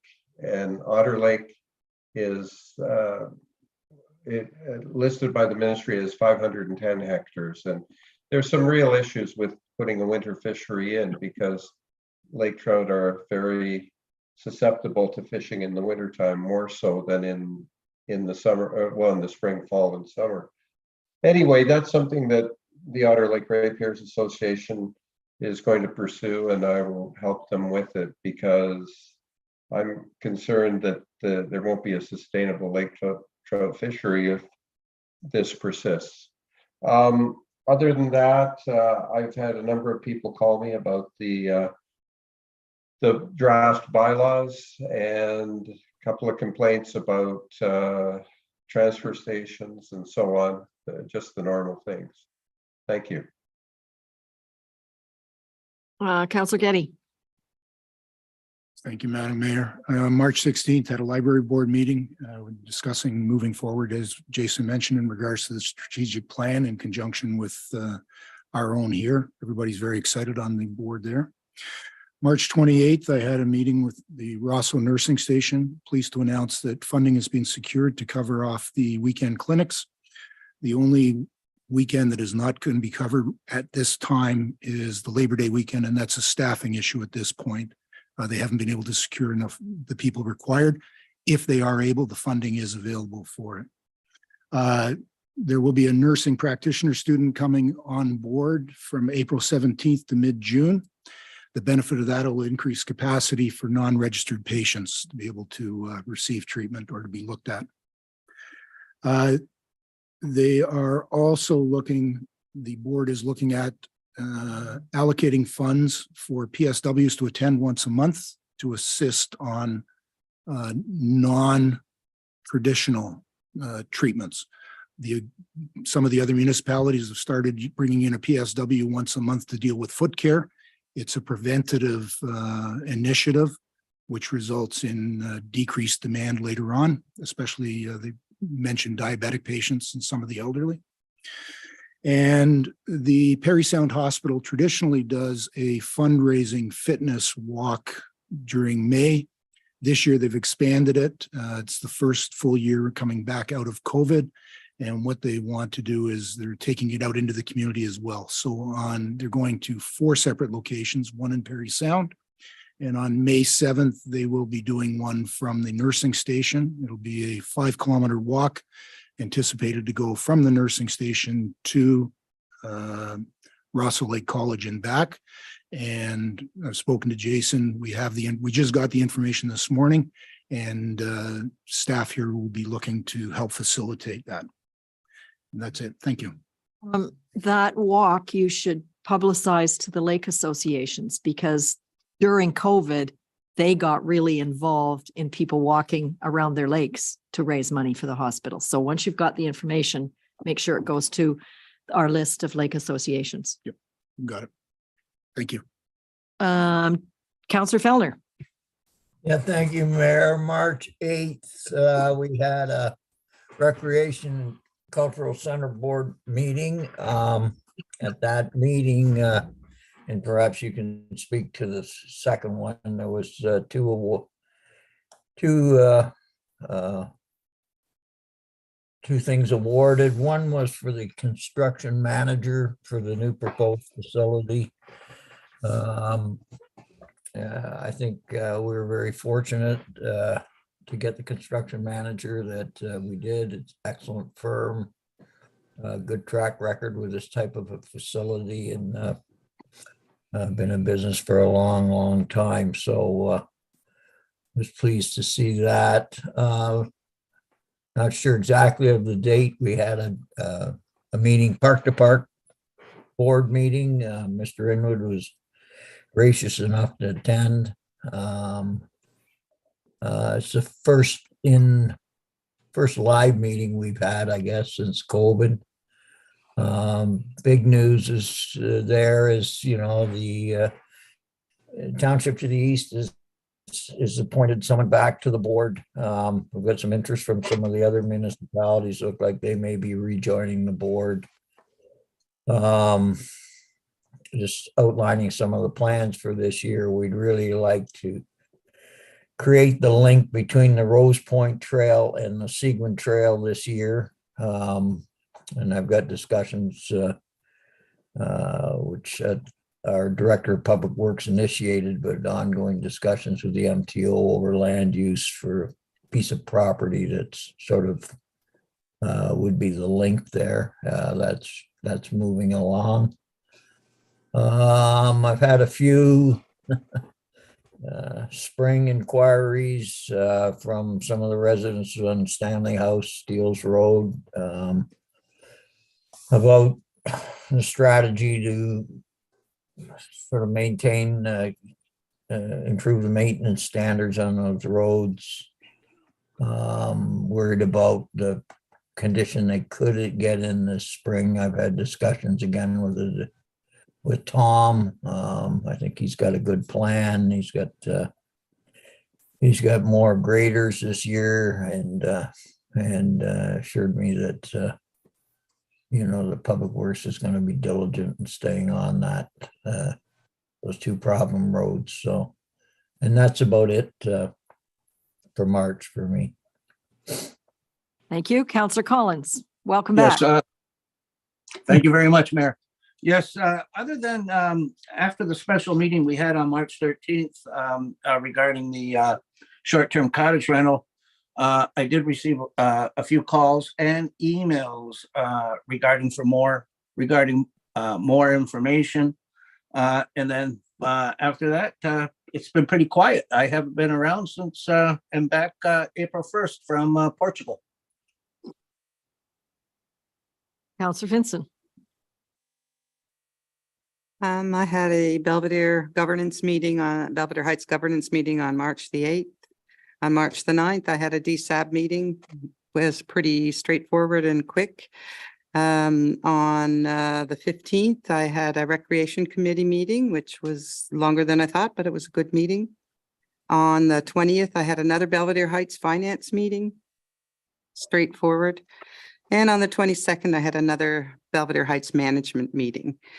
So those were the meetings I've had. I've had lots and lots of phone calls about the roads, but I get it. It's spring and I'm on Maple Street. So Maple Street was paved at some point, which is really bad because, my husband almost broke his neck in his Kubota coming down the hill because there's a bump that's, 2 feet high and his head went up and hit the top. But anyway, I understand it's spring and there's nothing. They filled the holes once before the trucks got away. The holes were empty. They were because the weather, right? The roads, you just can't fix them right now. But other than that, everybody's mostly happy. And so all is well. Thank you. Good. I've been relatively busy when I look at my list of Zoom calls. March 7th was an airport commission meeting. Also, the Muskoka Watershed Report is now meeting the Muskoka Watershed with Ministry. Because we're in the middle of what they call the spring freshet, we meet every month to get an update, and then bi-weekly written reports on flood dangers. So they're on top of it. They don't want to see what happened in 2019 happening again. They even tell us how big the logs are that they are pulling in and out of dams. March 8th was the pool meeting, which Terry referred to, and as well as the construction manager agreement was to hire a professional fundraising consultant, and she has now received the fully executed contract, and she is charged with getting us $5 million as quickly as possible. And she thinks it's very achievable. Now, she's allowed to raise cash and goods in kind. So you will hear about Judy Haber out in the community. March 9th, I attended the 4th module of cybersecurity, and I didn't hear anybody else attend. So if you haven't, or you did, okay. If you haven't, you are supposed to, and it's worth doing.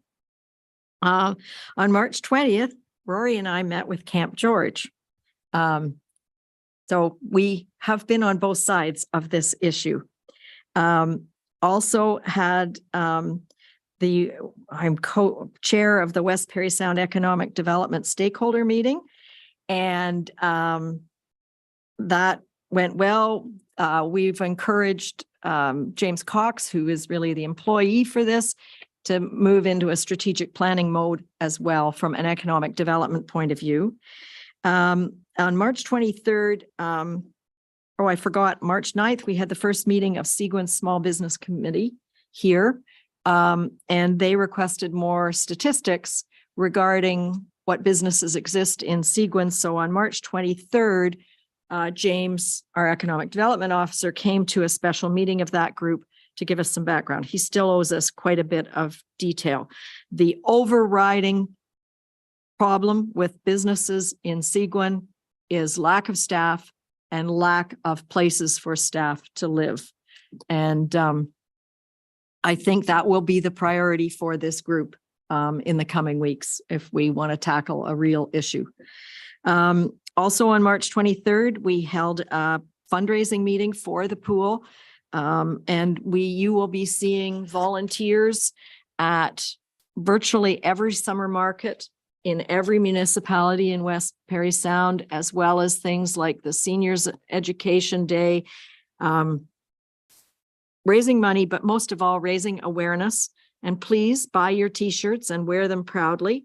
They're at White Squall, and they will be at every event where we have volunteers. March 29th, I attended the inaugural meeting of the Northern Ontario Women's Caucus, which is called NOW, which was really quite impressive. It had lots of female mayors attended from Northern Ontario with many of the same issues. And we will be meeting quarterly from now on. There was a mayor there who was on her 8th term, and the mayor of Sundridge is 23 years old. So it was quite interesting to see the women that have come into politics in Northern Ontario. And March 30th was the EMS Advisory Committee, which is chaired by Dave Thompson of Parry Sound, and lots is happening on the EMS front. As many of you know, we got, this area got some initial funding to use our paramedics for well health checks with our seniors.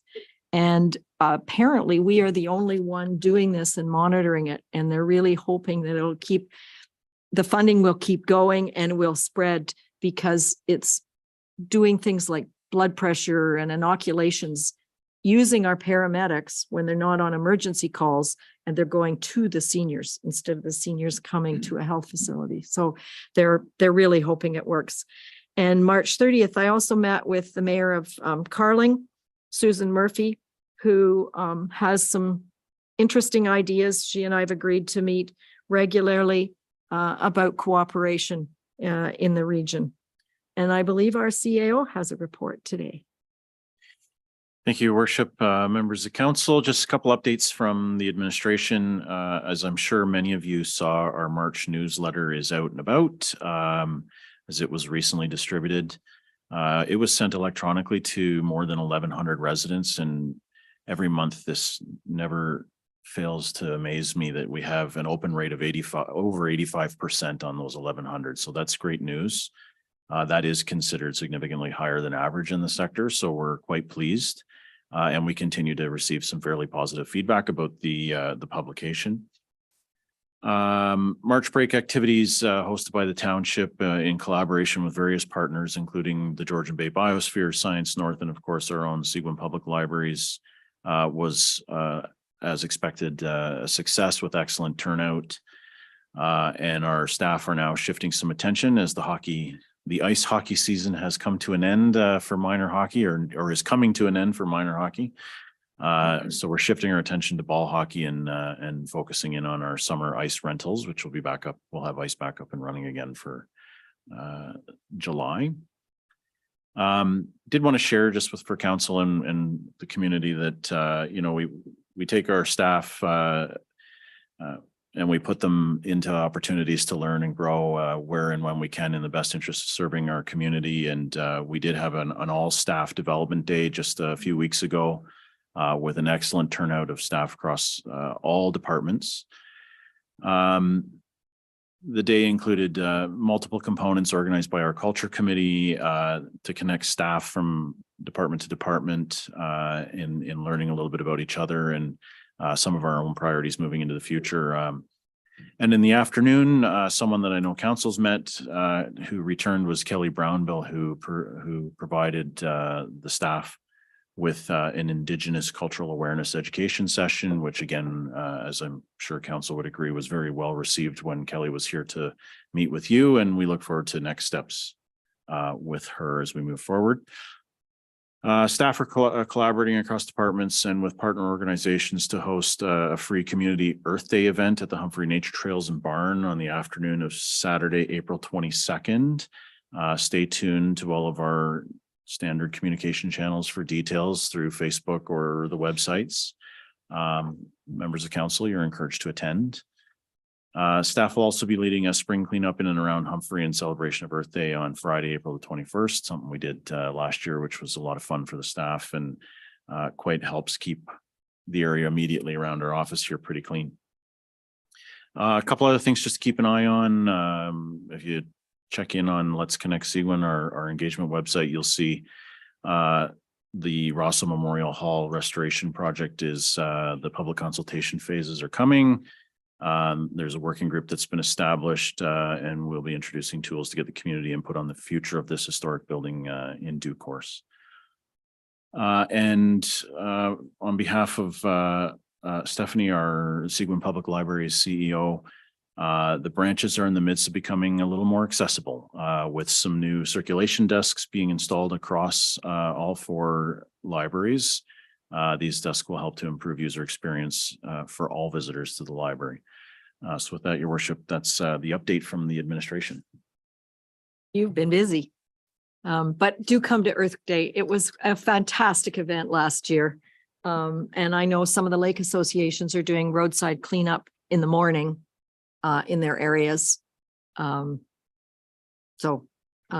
get your neighborhood out there with their, and I'm assuming in the information, Kara and Dominique will be handing out what we need to clean up the roads, which include gloves and green garbage bags. Wear your rubber boots, believe me. April in the ditches is wet. I have a motion that the Council of the Corporation of the Township of Seguin does hereby receive the board and committee minutes and agendas and the correspondence as presented on the agenda and the addendum for the April 3rd, 2023 meeting of council. Could I have a motion by Councillor Adams and seconded by Councillor Bazinski? I second that. All in favor? Thank you. And I have a motion that the Council of the Corporation of the Township of Seguin does hereby proceed to a closed meeting at 5:48 PM in order to address matters pertaining to advice that is subject to solicitor-client privilege, including communications necessary for that purpose on short-term rentals and litigation or potential litigation, including matters before administrative tribunals affecting the municipality related to short-term rentals. Could I have a motion by Councillor Getty So moved. and seconded by Councillor Fellner? Second that, Mayor. Okay, all in favor of moving into closed?